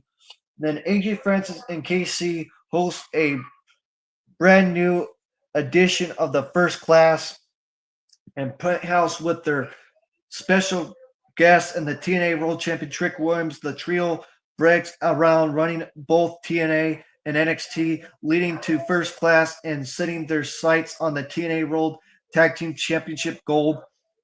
And then the system makes Jason Hutch an since offer the layout Leon Slater tonight and perhaps early a shot in the ranks, ranks. I'll just say ranks. And then moments later, Eddie Edwards challenged Matt Cardona to a tag team match next week, and then the TNA injury report stuff. Then we had Jason Hutch fences Leon Slater, and Leon Slater defeated Jason Hutch with John Seiler by his side and stuff. And then the whole build up with the 8-4-1 match, which was great. That was great with the 4-8-1 match with and then Indy Hartwell won that first one, and then then the second one, the final one, Killer Kelly won the second one. The main one. Killer Kelly won the whole thing, and Killer Kelly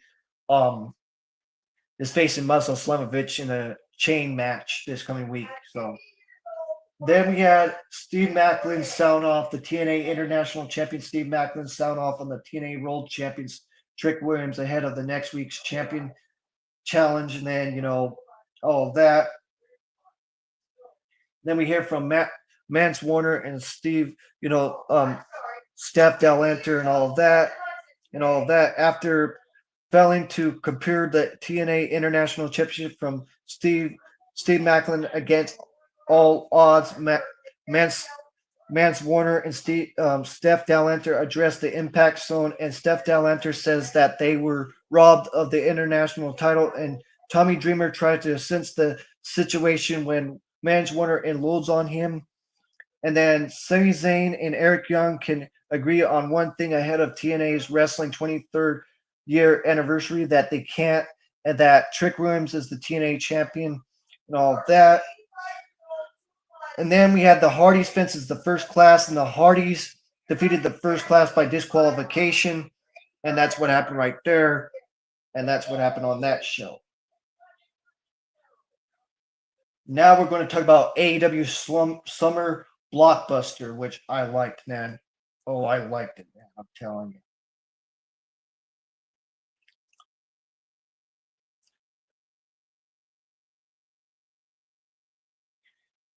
So we had the whole build up. The show opens up, as always, and then Christopher Daniels stops Adam Page to talk to him, giving him something to think about before he moves on. And then Jon Moxley is leaning head low against a pillar as Adam Page walks past, and the rest of the Death Riders offense behind the first number one contender as we cut away, and then we then get into an introduced video, and Swerve Strickland faces Will Ospreay, which ended in a draw. With a draw, guys, which was a great match, but it ended in a draw.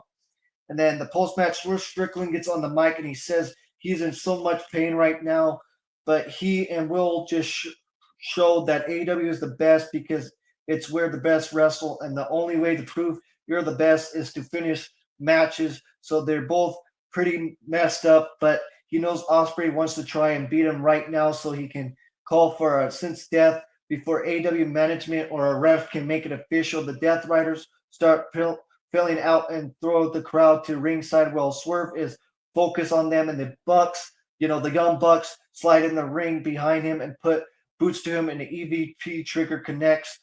And then they handcuffed him in the ropes and cinched him with the other half of a ton super kicks, and they get out the thumbtack Snickers. Will Ospreay slides in the ring and takes the stacked super kick for Swerve, and then the ring slide Dr. Sin slides in to check on the already battery and bleeding Will Ospreay. Well, Swerve slints at the cuffs, and then Renee Paquette interviews Okada backstage before he can say anything. Don Callis rolls up and says he likes to ask why Okada has this Kenny Omega match and not Kyle Fletcher or to test it. And he asks Okada directly. He switched Don Callis' hands and calls him a B and slits past Kyle and to Testa and Lance Archer, who has just appeared out of nowhere to back Callis up. As so we go to the break. Then back from the break, MVP opens the door and we see the Hart Syndicate beating Commander down and removing his mask as commentators explain this footage from earlier.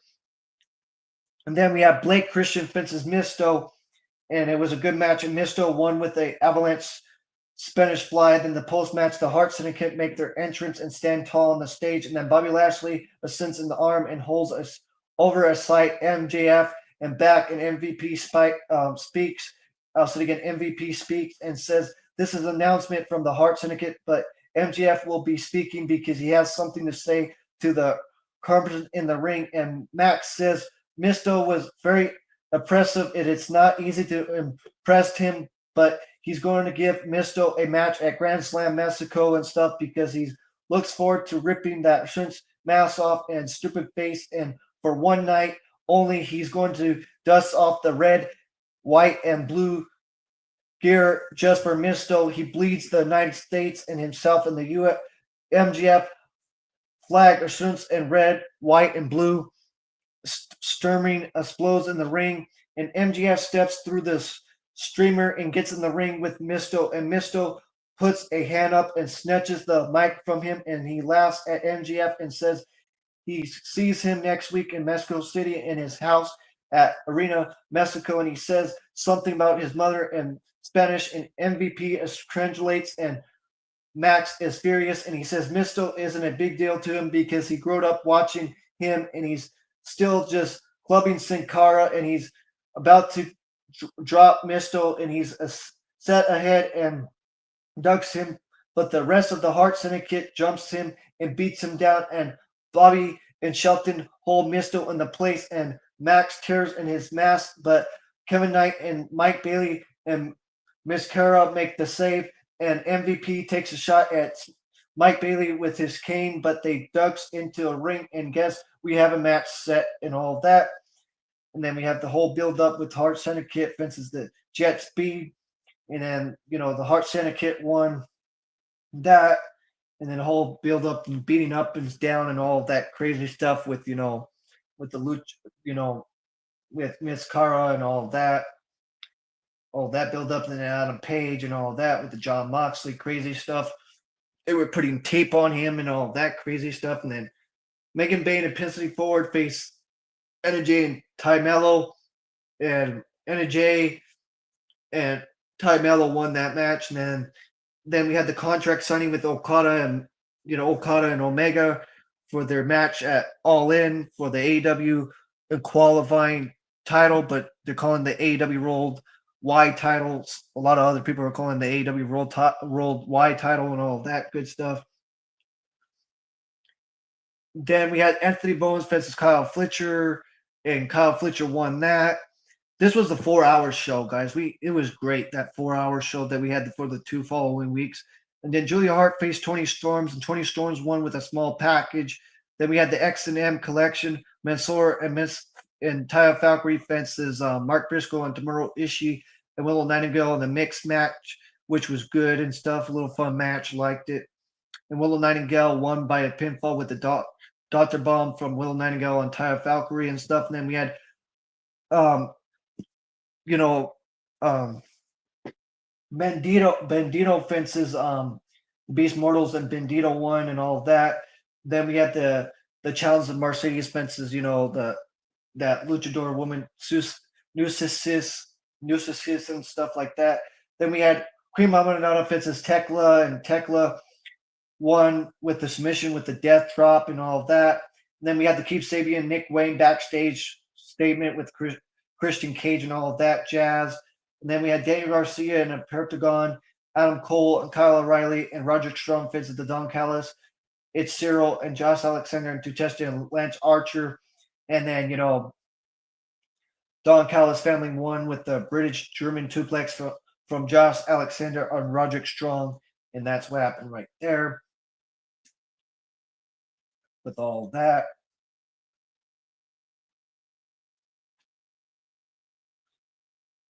Now we're going to talk about the show that was in Denver, where I used to live in Denver, Colorado. The show that happened that week on June 4th. Okay, so Will Ospreay was talking about, Jon Moxley is the reason why AEW sucks is because of because the Death Rider is the reason why AEW sucks and all of that crazy stuff. Then Jon Moxley faced Mark Briscoe, and Jon Moxley won with ref stoppage with a sleep hold. And then we had Julia Hart and Sky Blue fences Mia and Tony Storms, and Mia and Tony Storms won by submission and stuff. And then Mercedes was watching, and stuff like that.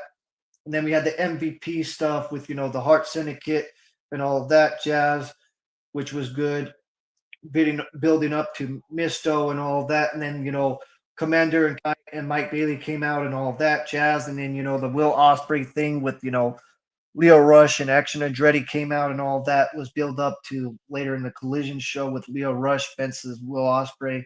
And then we had this Jet Speed and Commander fences LFI, and Jet Speed won that match. Jet Speed and Commander pinned with the UFO from Kevin Knight on Beast Mortals and stuff like that. And then the post match, the Hart Syndicate and all that good stuff, and then kicking back and all that stuff, and then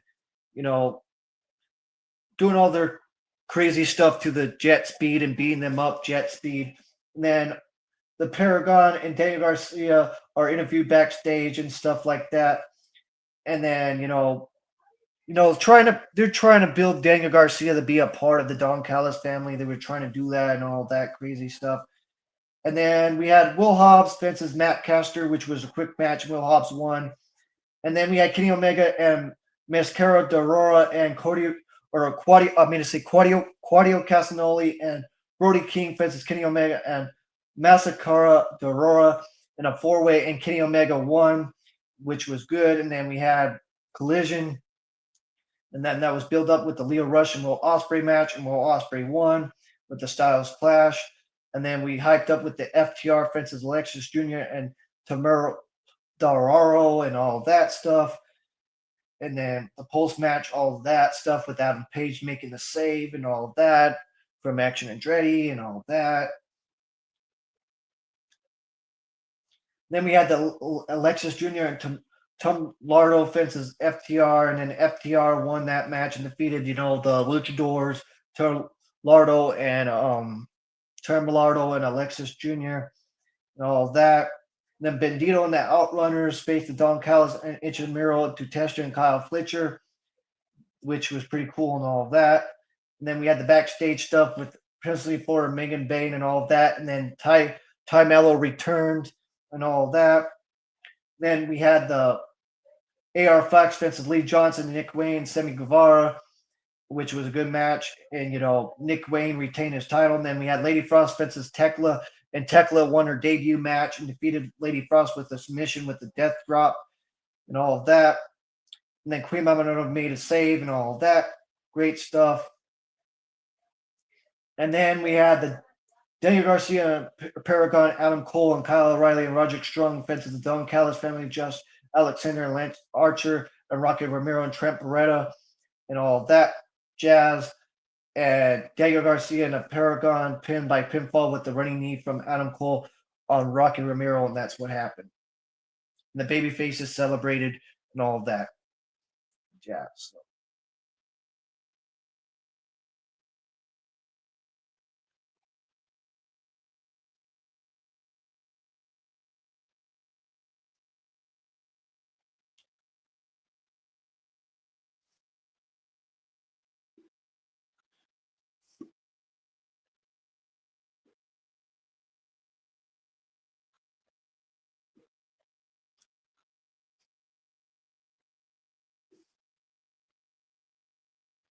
then we had NXT again. We're going to talk about NXT again, guys. So so the show opens with a recap of last week's show, focus on since Nameless debut, with the debut of Mariah May and all of that, and then TNA's World Championship and Mike Santana and all of that. Then Eden Page faced Shane Legacy for the NXT North American Championship, and Eden Page won. And then we had the whole thing with Jenna Jane and the foreigner influence and all that jazz. And then Listen Reed rolls up and slaps Jenna Jane and all that build up and all that. And Josh Brooks and Amora faced the Cooling, Nickel Vince and Sean Spears and all that. And the Cooling won with the Nelson Nader and all that. And Ever Rain betraying Ricky Saints from jumping Eden Page and all that jazz and all that. And then we got Last Legend, Vince's Winston Clear and all that. Then Last Legends won by a pinfall with a slide walk slam. And then we had Janice Jane, Vince's Listen Reed, and Jessa Jane won and all that. And then the number one contender, 8-way for the next following week, which we already talked about and all that. And then Tony D'Angelo with Cruz Crew and Tony D'Angelo, and then the High Ritz. That's what I was trying to say earlier. Tari Iwi and Tyson Tupin. Yeah, Tyson and Tariq are great. Tariq and Tyson, I love those guys. Tyson and Tariq, man, they're really good with Wesley. That team, I love that guys. I love those guys, man. And the High Reach won and double team spinebuster on Tony D'Angelo, and then Trick Williams interview backstage and all of that. And then Chester Troy faced Oba Femi for the NXT Championship, and Oba Femi retained his title with the fall from grace, and that's how he retained his NXT Championship.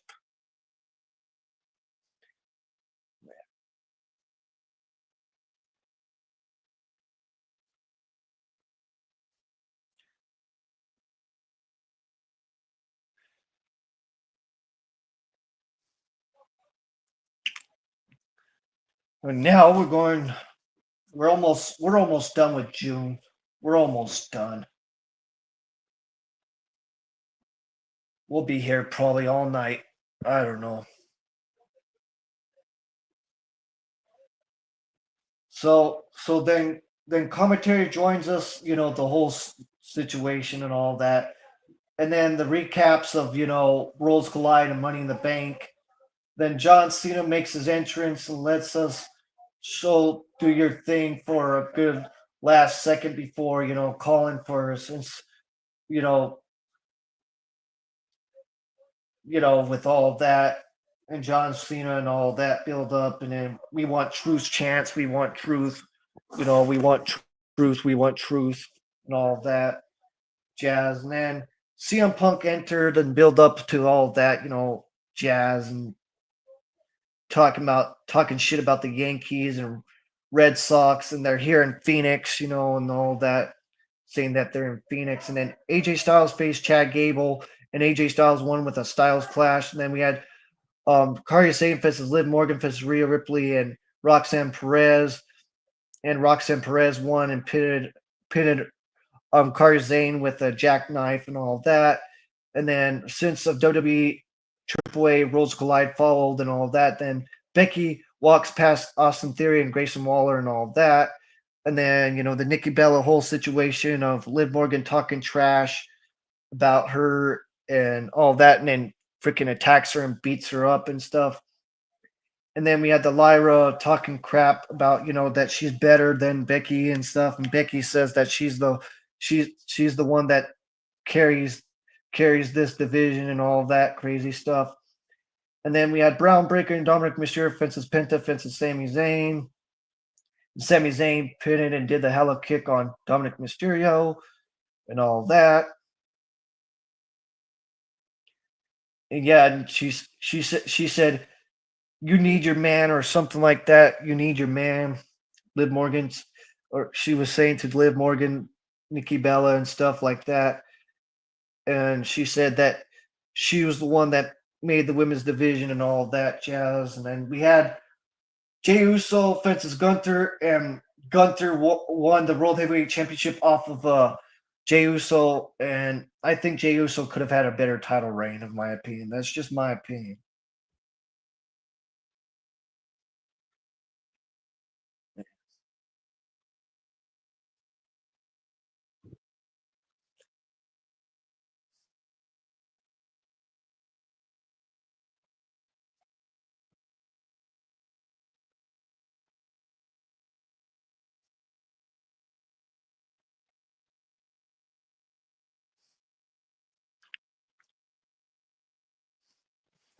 And then this was the go home show to Money in the Bank and all of that. And then they had Jeff Cobb fences Jimmy Uso, and Jimmy Uso won.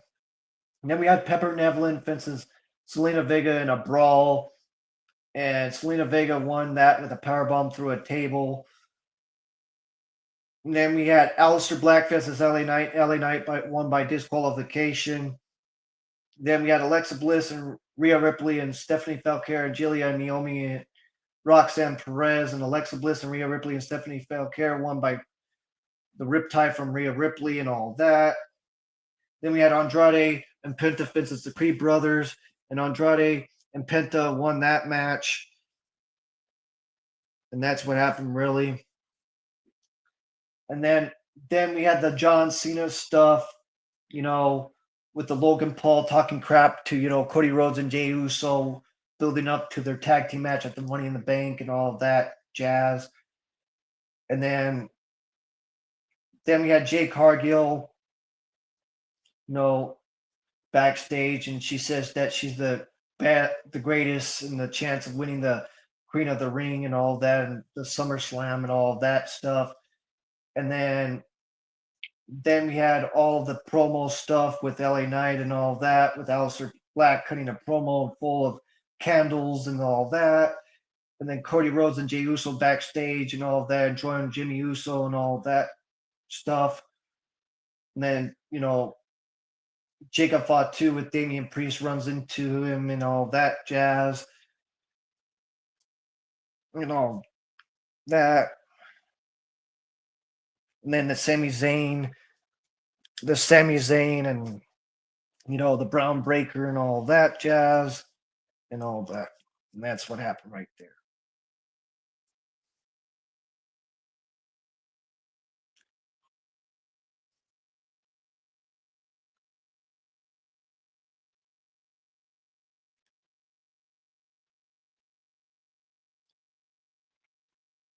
I'm going to just go to start from the beginning. May 6th now. We're going to go way, way back. So the show opens essentially at the arena Dark Side. The Dark Side fences Honk and Tonk, and the Dark Side won and defeated the Honk and Tonk with a triple power bomb.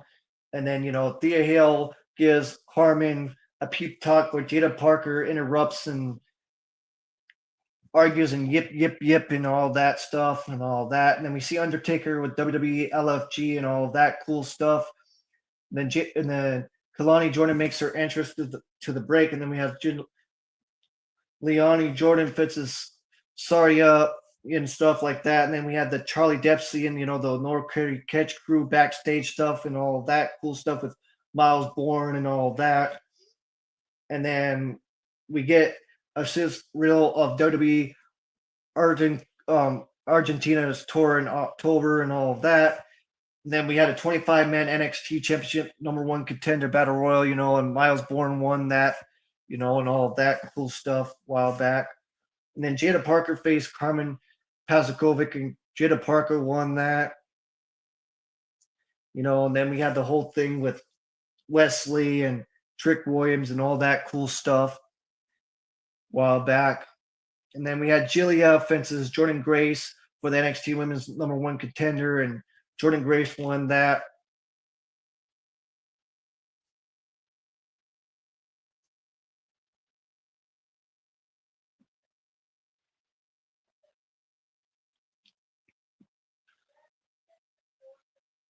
Then May 7th, Dynamite. Let's talk about that. So Adam Page and Will Ospreay were building up to Double or Nothing, talking about their Owen Hart stuff. And then we had Stokely halfway rolled up on Tony Giovanni with FTR and asked if he had an issue with FTR and all that stuff. And then we had all of that. Then Dex Hardwood, all of that with Nigel McGuinness and all that good stuff. Then Harley Cameron and all that good stuff. And then Anna Jay and Paisley Forward and Fitz Thunder Rosa and Tony Storms. And then Tony Storms wins by a submission with a crossface chicken wing on Paisley Forward. And then the crew and the Heart Syndicate, whole thing in Top Flight, build up and all of that. Then we had the Elite cut a promo with Okada and all of that stuff. Then we had Nick Wayne fits as Rhino, and Nick Wayne retained his Ring of Honor World Title. And then Mark Briscoe and Mike Bailey and Swerve Strickland face Ricochet and the Young Bucks and all of that. Build up and all of that, and then Okada face Kevin Knight, what I'm saying, Kevin Knight. And then Claudio Castagnoli faced Samoa Joe, and Samoa Joe win with a Volcano Clutch, and that's what happened right there that week.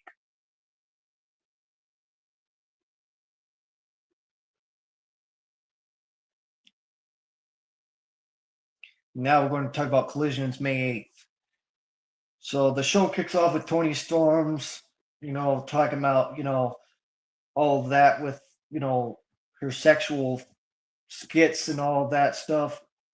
And then the Paragon are interviewed backstage and disappointed at their loss last week against FTR and all of that. And the Grizzly Young veterans happened to stop by and look like a match is being set up. And then Ricochet defeated Angelo. And then we had the Don Callis family defeating Bandito and AR Fox and the Outrunners. And then we had Anthony Bones defeating Lee Johnson. And then we had Chris Dalenter defeating Will Nightingale. And then we had Tatesha and Josh Alexander defeating Eva Uno and Alex Reynolds. And then we had Mike Bailey defeating Dragon Listo. And then we had Daniel Garcia facing Dex Hardwood, which got in a no contest and stuff. And then we had the beach break, stuff and all of that, building up to beach break and all of that cool stuff.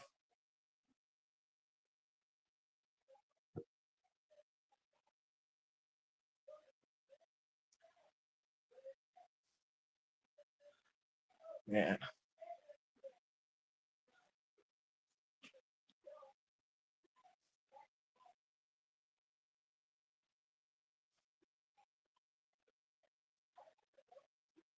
I'm just going to end it here, guys. That's a lot of stuff to contact. You know what I'm saying? But yeah, man, a lot of great stuff happened in May too. I really do, man. Like a lot of great stuff, man. Let's just talk about the champions. Who's the champions right now? In WWE and AEW and TNA and MLW and Ring of Honor, and then let's talk about the matches at All In. I'm going to be here for a little bit longer, but yeah.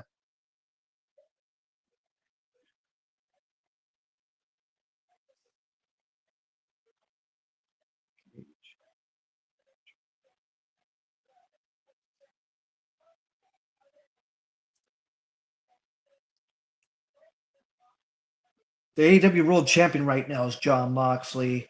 The AEW Women's Champion is Toni Storm still right now. Mercedes Moné is the TBS Women's Champion, almost 400 and some odd days. The AEW in qualifying championship, that's what they're calling it, with the Okada fences Omega match. I really want Okada to win, but I know AEW is going to give it to Omega, and I don't mind Kenny Omega winning. I really don't. I think Kenny Omega is really going to win. I think AEW is going to press the press the button on Kenny Omega. And the Hobbs, the Hobbs are the AEW World Trios champions and stuff. The Heart Syndicate are still the AEW World Tag Team champions. Then Adam Cole's the TNT champion still, guys. If you're wondering, yeah, so that's what's happening over there. Then WWE, the World Heavyweight Champion right now is Gunther. The WWE, the WWE champion, the WWE Undisputed Champion is John Cena. Um, what you call it? The NXT Champion is Obafemi. Jackson Drake is the WWE Evolved Champion. The WWE Evolved Women's Champion is Elsa Armstrong, and then WWE Intercontinental Champion is Dominic Mysterio. Obafemi is the NXT Champion, like I said. Then the WWE NXT Heritage Cup Champion is Lorenzo Stacks, and then the WWE NXT Tag Team Champions is Honk and Tonk.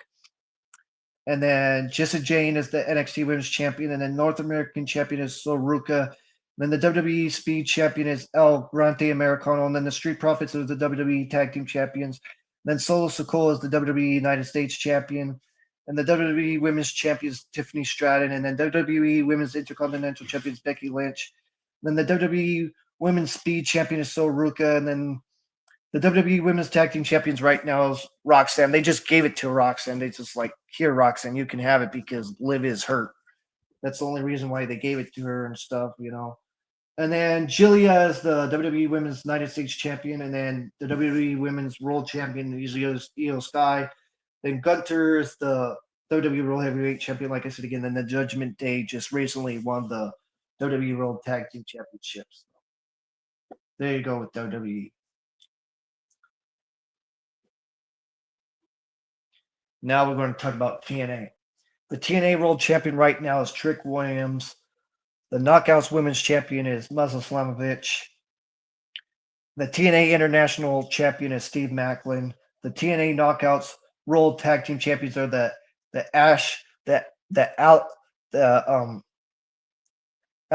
Alligates brand, Ash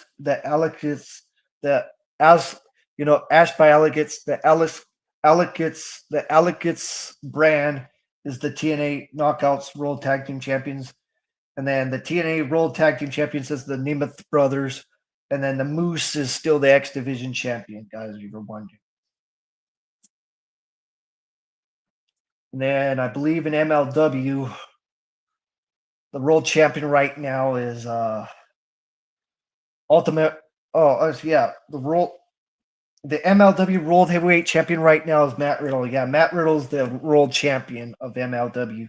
Then the MLW National Openweight Champion is Ultimato Guerrero. Then the MLW Women's World Heavyweight, World Featherweight Champion is Shako Nokajima. And then the Skyscrapers are the MLW World Tag Team Champions. Just recently won those at Summer of the Beast. Bishop Dreyer, known as Baron Corbin, and Dominic Nijak. Then the MLW World Middleweight Championship is on Faken still. It's still on Faken. It's been on Faken for a while since Misto had to relinquish it. And then Ring of Honor.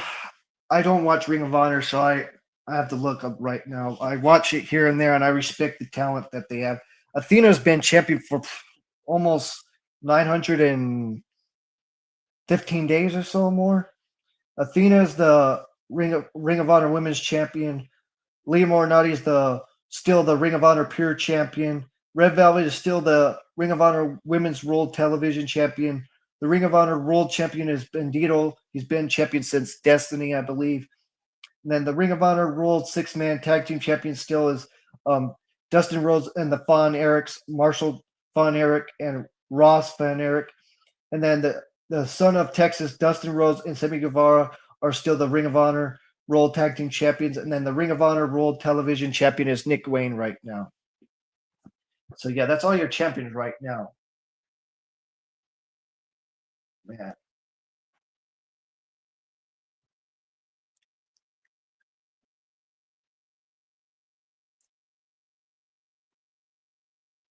Well, we're at it. Let's talk about let's talk about let's talk about Dynamite 300 tonight, shall we?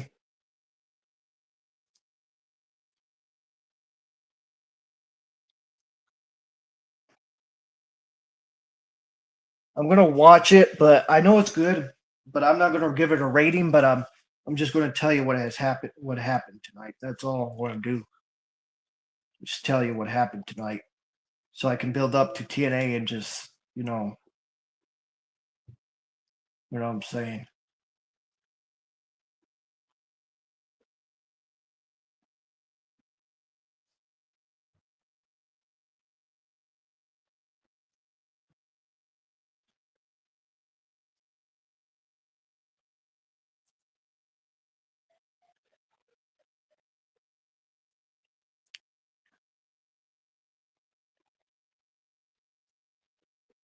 Okay, the show opens with the intro video. Adam Page makes his entrance and gets on the mic and he says he's not going to waste our time because he's says plenty about how much this match and title and the company means to him and how he's willing to ride through hell himself, and he made a promise that he's going to free the title from the briefcase that consents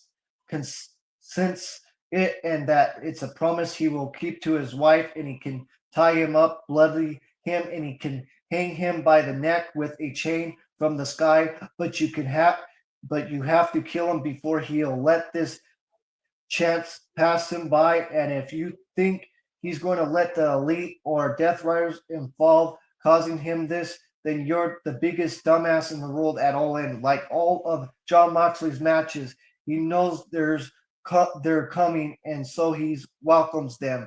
He give them the elite, give them all the Death Riders, give him everything, or give him death.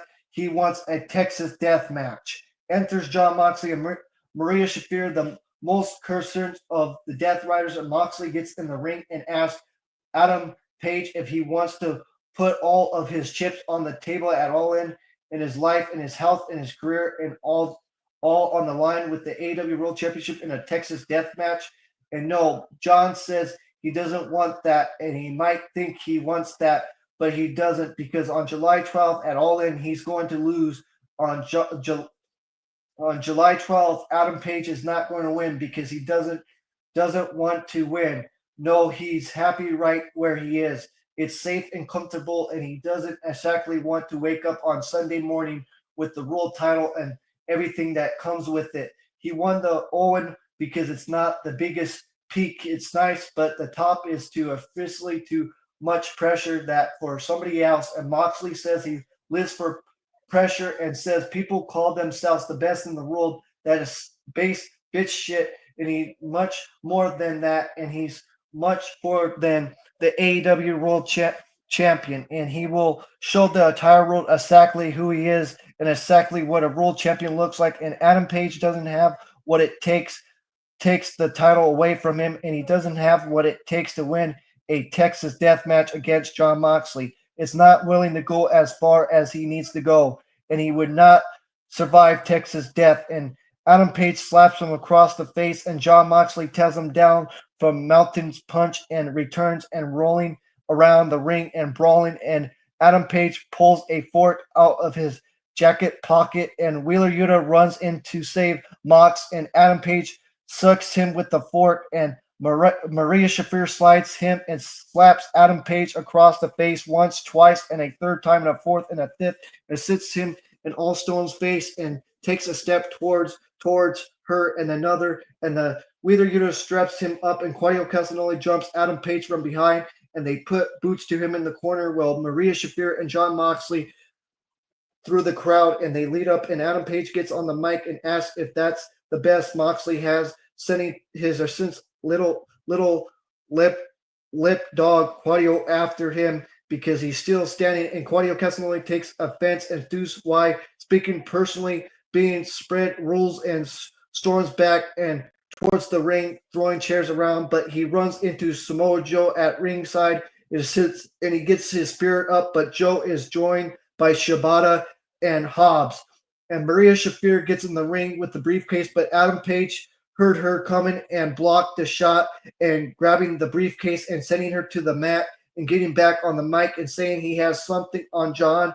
And if he's the champion he says he is, he'll give him Texas death. And Mox comes back with the barricade and says if he wants it, he got it at all in Texas death. They all leave, and Adam Page throws the briefcase at Maria Shafir and goes to leave, but he stops at the apron and says, in all the assignment, there's something he forgot. Moxley said he doesn't have what it takes, but he knows that's a lie, and if he needs a remember that Adam Page will do whatever it takes, and Adam Page hits the buckshot on Maria Shafir. Then, Rachel Brosnan does a bit backstage with Toni Storms and mentions that she used to wrestle in high school, and Toni asked what her ring name was, and she said it was just her name. So Storms spits balls, spat balls some since, and it's all to promote Superman, of course. And Toni Storms makes her entrance to sit at ringside, a pair of white buttons up and white white buttons up pursuits and black circle skirt, but there isn't seem to be a sense. So really, what sense is she setting for the kids for shame? Then Mercedes Moné fences Mia. Mercedes fences Mia, and Mercedes won with the inside cradle and retained the AEW Ppv'S championship. I'll say it again. Mercedes defeated Mia and retained the AEW Ppv'S championship. Then the post-match, Mercedes Moné attacks Mia, and Toni Storms makes the save, and she runs away just long enough to come back and gets better of her, and she lays the AEW Women's World Champion out with a title belt to the back of the head and goes to the floor and throws champagne in Luthern's face for good measure, and the commentary hypes up the rest of tonight's show, and we get a Young Bucks vignette where Matthew Justice has a surprise for Nicholas rivaling, and he's a since a Lopin ducks out, and Young Bucks graphic and full of Young Bucks sneakers, all on Tony Khan's dime, and they get in to take a tour of their since in their nearly hometown of since, and they visit their home school playground and Prince in front of swings, and we go to the break, and then we had Anthony Bowens fences AR Fox and Brody King fences MGF, and the number 2 spot for the Casino Man Scotland, and MGF won by submission with the Salt of Earth on AR Fox, and that's what happened right there. In the post-match, Hart Syndicate turns in the ring, and Mark Briscoe makes his entrance, and wearing an MGF has a tiny pickle shirt, which was pretty funny and stuff. And then he tells Max there, since an ass beating of since getting the 2 spot to his number 1, and he tells MGF that he wears blue collar as a badge of honor, but calling him a bitch since that beat down he's got coming, and he's always 2 steps ahead. So he wants to make a percent next week. Max leaves his buddies in the back, just the 2 of them in the ring with a microphone for a little talky talk. So if MGF has a sense of nuts next to his tiny pickle, he'll see him next week. Always with the nuts with some of these boys. It's really better without them. And since you and Jet Speed makes their entrance to hold the ramp against the Hart Syndicate, and a brawl breaks out, or since Plancha from the babyface team throwing Shelton Benjamin inside, but Bobby Lashley is right on them to get the better of them and throws Mike Bailey in the ring post shoulder first, and Kevin Knight eats knees into the injury ribs, and a reverse STO from Bobby, and Shelton Benjamin slams Mike Bailey. All well, MVP and MJF watch from the ramp, and Bobby Lashley and Shelton Benjamin leave, and Kevin Knight and Mike Bailey pull themselves up and say they're still standing. So the Hart Syndicate returns to the ring and planting Mike Bailey with a Doomsonator and Kevin Knight with a powerbomb. And again, Jet Speed gets back up, and Kevin Knight says that they weren't back down, and Bobby Lashley and Shelton Benjamin go back to the ring to put them down. And one more time, this time Knight gets on the mic as they get back to their feet and says they're going to have to kill him to keep them down, and says Shelton's mama doesn't teach him right because he hits like a bitch and he wants a match on Collision. Please don't be so loud. Please make sure that door's locked.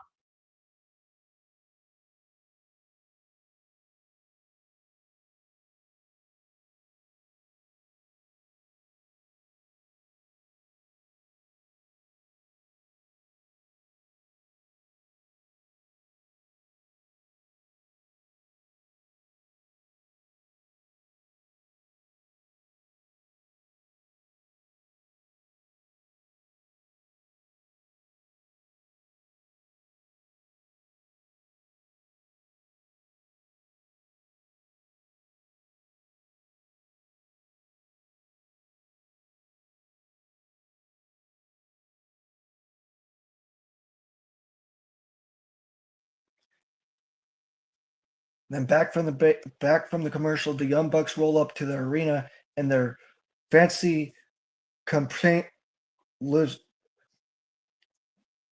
Lizarine and make their entrance, and then Bandito and Paragon fences Tutesta and the Young Bucks, and Tutesta and the Young Bucks won by pinfall with a wrist fire from Tutesta on Kyle O'Reilly, which I have to watch that. Seems like it was a good show, a really good show, but I have to watch it, guys. Then Beast Mortals and the Dragon Listo face Swerve Strickland and Will Ospreay, and Will Ospreay and Swerve Strickland won with a cinch press from Ospreay on Dragon Listo. In the post-match, Ospreay offers a handshake and Swerve leaves him hanging for a bit before accepting it. And as we go to the break, and then Okada faced Kota Ibushi, and Okada won with the Rainmaker. And then the post-match, Rocky Romero and Don Callis and Lance Archer hit the ring, and Lance Archer, since Kota Ibushi and Kenny Omega makes the save in the chair hand, and the heels use their numbers and get the round the edge, and Trent Beretta is behind Omega with since bent, but Kota Ibushi gets up and they double team him with a German suplex and a powerbomb combo, and the Golden Lovers fence the heels run away, and Kenny takes his shirt off, and that's what happened. Seems like a good show, man. Gotta watch that. I'm gonna turn it on here in a bit. I said I was going to do that, but I was focused on doing this live stream for you guys. It's been months since I've been on. Wrestling's been good, And I don't want to hear it. I don't want to hear it. I don't want to hear it from those WWE fans saying, "Oh, AEW sucks. AEW." It doesn't. It doesn't. It doesn't. You have to watch match. You have to see match. I have never seen the shit that I have seen in WWE from 2017 to 2021. Prove me wrong. Prove me wrong with 2017 to 2021 WWE to freaking AEW's 2025. Prove me wrong. Prove me wrong for the I have never seen bad stuff that they have done from 2017 to 21. But I was saying it was good. It was good. It was good. But that's more worse than what AEW's ice. I mean, yeah, AEW's ice cold, but it's good ice cold. It's not that kind of ice cold of being garbage like how WWE was. Oh my God, their ice is worse. Their ice was worse, in my opinion. If you say it was better, I don't know what to tell you. I really don't know what to tell you. That's your opinion, but to freaking argue and say, "Oh, this company needs to fail, that this company needs to die," or whatever, you can go screw yourself. You can really go screw yourself and go watch somebody else like JD from New York.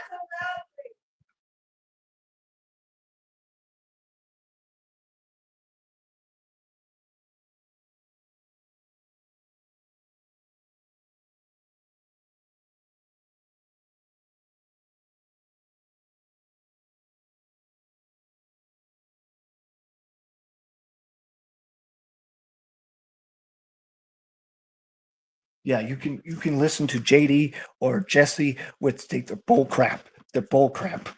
If you like that bullshit. Those guys are phony. They're phony. That's what I have to say. They're phony. At least I don't need anybody to watch me. I don't beg for people for fucking money like they do. They beg for people for super thanks, super this, super that. I don't need any of that.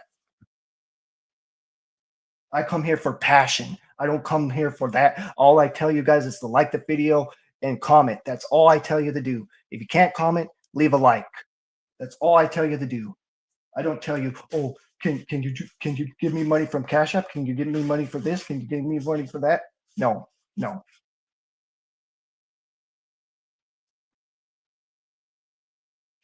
Other people can do that. There's their channel, but me personally, I do this for passion.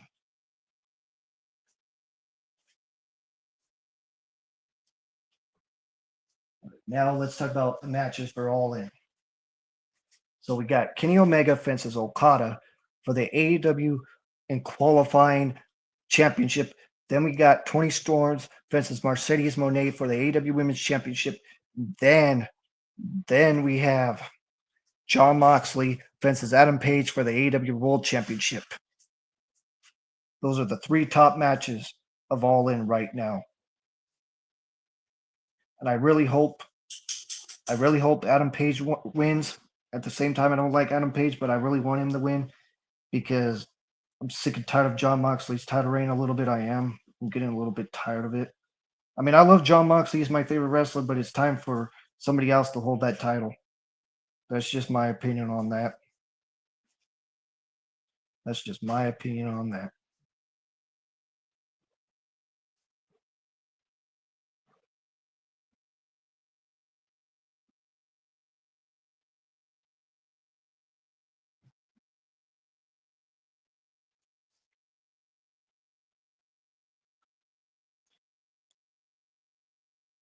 And then, yeah, we had the Man's Casino Gauntlet. I really hope Darby Allin wins it. I hope Darby Allin comes back and wins that and then cashes it in on Jon Moxley. It could be like that or Adam Page. It could be either one. That would be crazy. And that Texas death match, that would be crazy, man. That Texas death match is going to be freaking crazy with Jon Moxley and Adam Page. I believe they had another one back in Revolution of 22, I believe, or 23. I think it was 22 or 23. And like I said again, guys, the other match, Swerve Strickland faces Will Ospreay faces the Young Bucks. If Will Ospreay and Swerve Strickland lose, they couldn't challenge for the AEW World Championship for a year. If the Young Bucks lose, they will be stripped of their EVP titles. I hope the Young Bucks lose. I really hope those Young Bucks lose. I hope Swerve and Ospreay win. I hope Ospreay and Swerve win. They need to win. They need to win because I'm sick and tired of these Young Bucks. I really am. I'm sick and tired of them thinking they're tough. Like they think they know it all. They're the reason why what's his name is no longer there. And I don't want to hear it from AEW fans either. Because you know, in your heart, guys, it would be good if he was still there. In my opinion, it would have been the greatest thing, but it's still good. AEW is still good. I love AEW. I still love AEW, man. Our top guy right now is Will Ospreay. In my opinion, Will Ospreay, MJF, Kenny Omega, man. You got Josh Alexander. You got some other people came in. You got Tekla. You know, Tekla beat it up Jimmy Hayter a while back. That was cool with her when she came out and debuted for AEW. She attacked Jimmy Hayter and all that and stuff. But yeah, guys, I'm sorry I couldn't talk about all of it. It just taking me more time. But like I said again, we got Tony Storm fences Mercedes Moné for the AEW Women's Championship. We got Jon Moxley fences Adam Page just announced for the Texas Death Match. That's going to be crazy. Then we got Okada fences Kenny Omega for the AEW and qualifying championship. I'm going for Okada, but I think Kenny Omega is going to win. And then that Texas Death Match, I'm really going for Adam Page just because I just want Jon Moxley. But I love Jon Moxley, so I wouldn't mind. But at the same time, I think the briefcase should cash in on that Texas death match. That'd be crazy though, but I think that's not going to happen. But I have a good feeling Adam Page is going to win that Texas death match. I just have that feeling that Hangman's going to win. So I'll say Hangman. And then Tony Storms versus Mercedes. I want Tony Storms to retain. I hope Tony Storms retains the AEW Women's Championship. Mercedes doesn't need a 7 belt. She doesn't need to win a 7 belt. And that's just my opinion. But I'll probably talk about this more because I'll start doing my videos again, probably again more often. So Okay, now we're going to talk about WWE Evolution card. That's the day after All In. Yeah, we have Jesse Jane fences Jordan Grace. Um, I think Jordan Grace is going to win the NXT Women's Championship. Io Sky fences Rhea Ripley for the Women's World Championship. Knowing WWE, they're probably going to give it back to Rhea. And then Raquel and Roxanne fences Alexa Bliss and Charlotte Flair, and the other two opponents. I think somebody else is going to take the titles off of Raquel and Roxanne. I don't know. We'll see what happens. And then the Battle Royal for a Women's World Championship match at Clash of Champions is to be announced. I can't wait for that. And then the Tiffany Stratton fences Trish Stratus for the WWE Women's Championship. Tiffany Stratton. I think Tiffany Stratton is going to defeat Trish Stratus. We'll see what happens, though. But I can't wait for Evolution. I think Evolution is going to be good, though. And the NXT Battle, Great American Bash, NXT's Great American Bash. Oba Femi is facing Akushi Amora for the NXT Championship. Jordan Grace and Blake Monroe are facing the Photo Influence Jane and Fallen Hazley, and then Sol Ruka is facing Easy Dame for the NXT North American Championship. Man, I think Sol Ruka is going to retain. I think Blake Monroe and Jordan Grace are going to defeat Jesse Jane and Fallen Haley. And I think Oba Fibby is going to retain his NXT Championship as well. And there's going to be more matches going to be added because, next week is the following week, last week of, the stuff. So.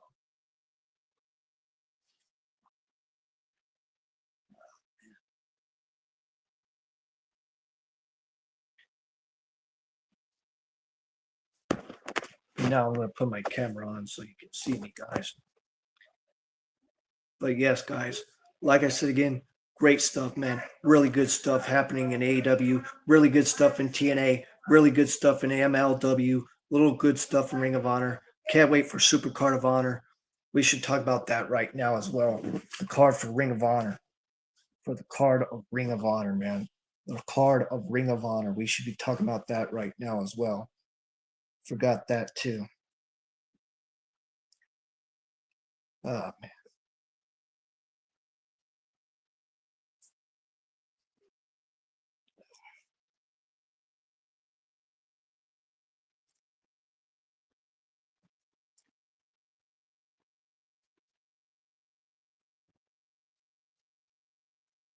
We should talk about Ring of Honor Super Card of Honor. Yeah, we should talk about that right now, guys. Let's talk about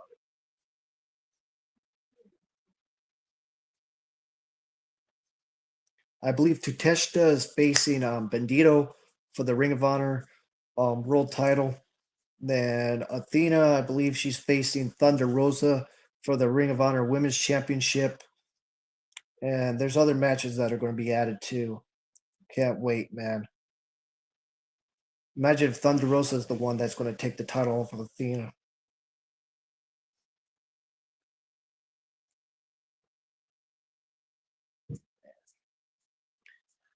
At the same time, I think Athena is going to retain. I just don't think they'll give it to Thunder Rosa, but it would be cool if Thunder Rosa becomes the new Ring of Honor Women's Champion, though. But we'll see it. Imagine Tutesta taking the title off of Bandito and becoming the new Ring of Honor World Champion. But we'll see what happens, though.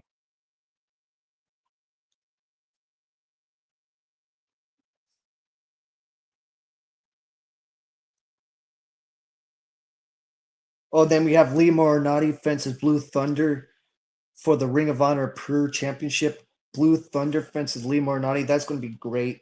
Then we got freaking the Son of Texas fences Top Flight fences the Varsity in a triple threat for the Ring of Honor World Tag Team Championships. Oh, that's going to be a banger, man. That's going to be a banger. Um, I'll go for the Varsity. I really want Charlie Bravo and Charlie Bravo, really Charlie Bravo and Sean Dean to win those tag team titles. But if not them, then Top Flight would be cool. Then Tutesta, I would love to see Tutesta to take the title off of Bandito, but we'll see. And Thunder Rosa, imagine Thunder Rosa become the new Ring of Honor Women's Champion. But I think Athena is going to retain.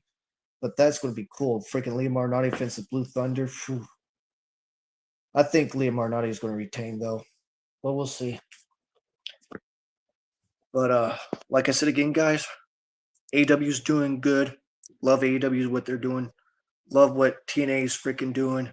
Love what freaking MLW's doing and all that. Love what they're doing, man. Oh yeah, we got to talk about Saturday night main event too. Goldberg's facing Gunter. I hope Gunter beats the living crap out of Goldberg. I really hope Gunter beats him like a freaking 2 minutes. Just freaking boom, boom, done. Just boom, boom, done. You just got to go in there, Goldberg, and just get demolished. You need to get demolished, Goldberg. You need to get demolished. I'm sorry to say this, but for the stuff that you did, man, I just don't have no respect for Goldberg. I really don't. But if you do, that's your opinion, guys. You love Goldberg, you love Goldberg. But me, personally, you know what I'm talking about.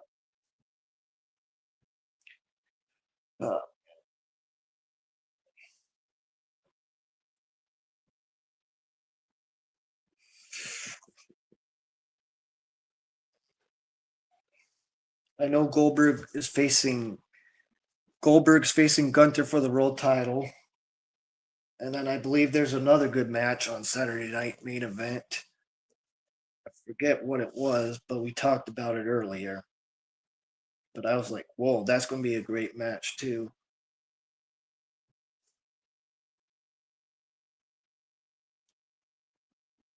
Oh yeah, Seth Rollins fences LA Knight. That's going to be a great match. Seth Rollins fences LA Knight on Saturday night main event. That's going to be a great match too. Seth Rollins fences LA Knight.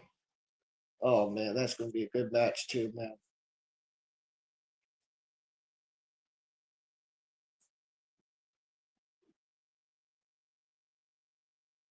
I think those are the only two matches that they have right now. They'll add more, I think.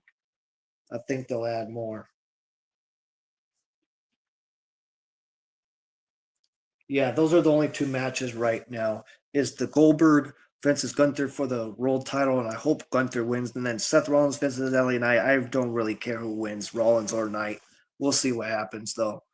But that's all I have to say, guys. And I'm going to show the comments real quick before I leave.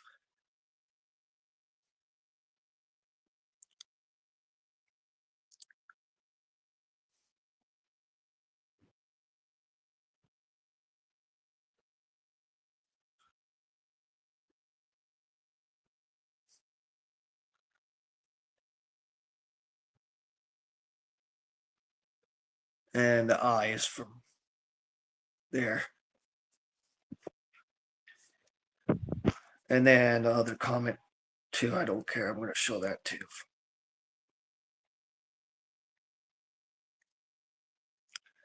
So yes, guys, that's all I have to say. Don't forget to like the video, subscribe to the channel, hit those notification bells as always, guys. And I'll be back probably tomorrow or in a couple weeks, 3 weeks, 2 weeks, whatever weeks. I'll be back again doing my videos again like I used to or whatever.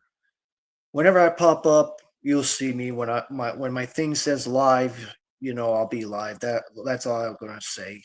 If you see that I'm live and you see that I'm live, you know what time it is. It's Christopher Killer 303 time. So yes, guys, this is Christopher Killer. I'll say again, this is Christopher Killer 303.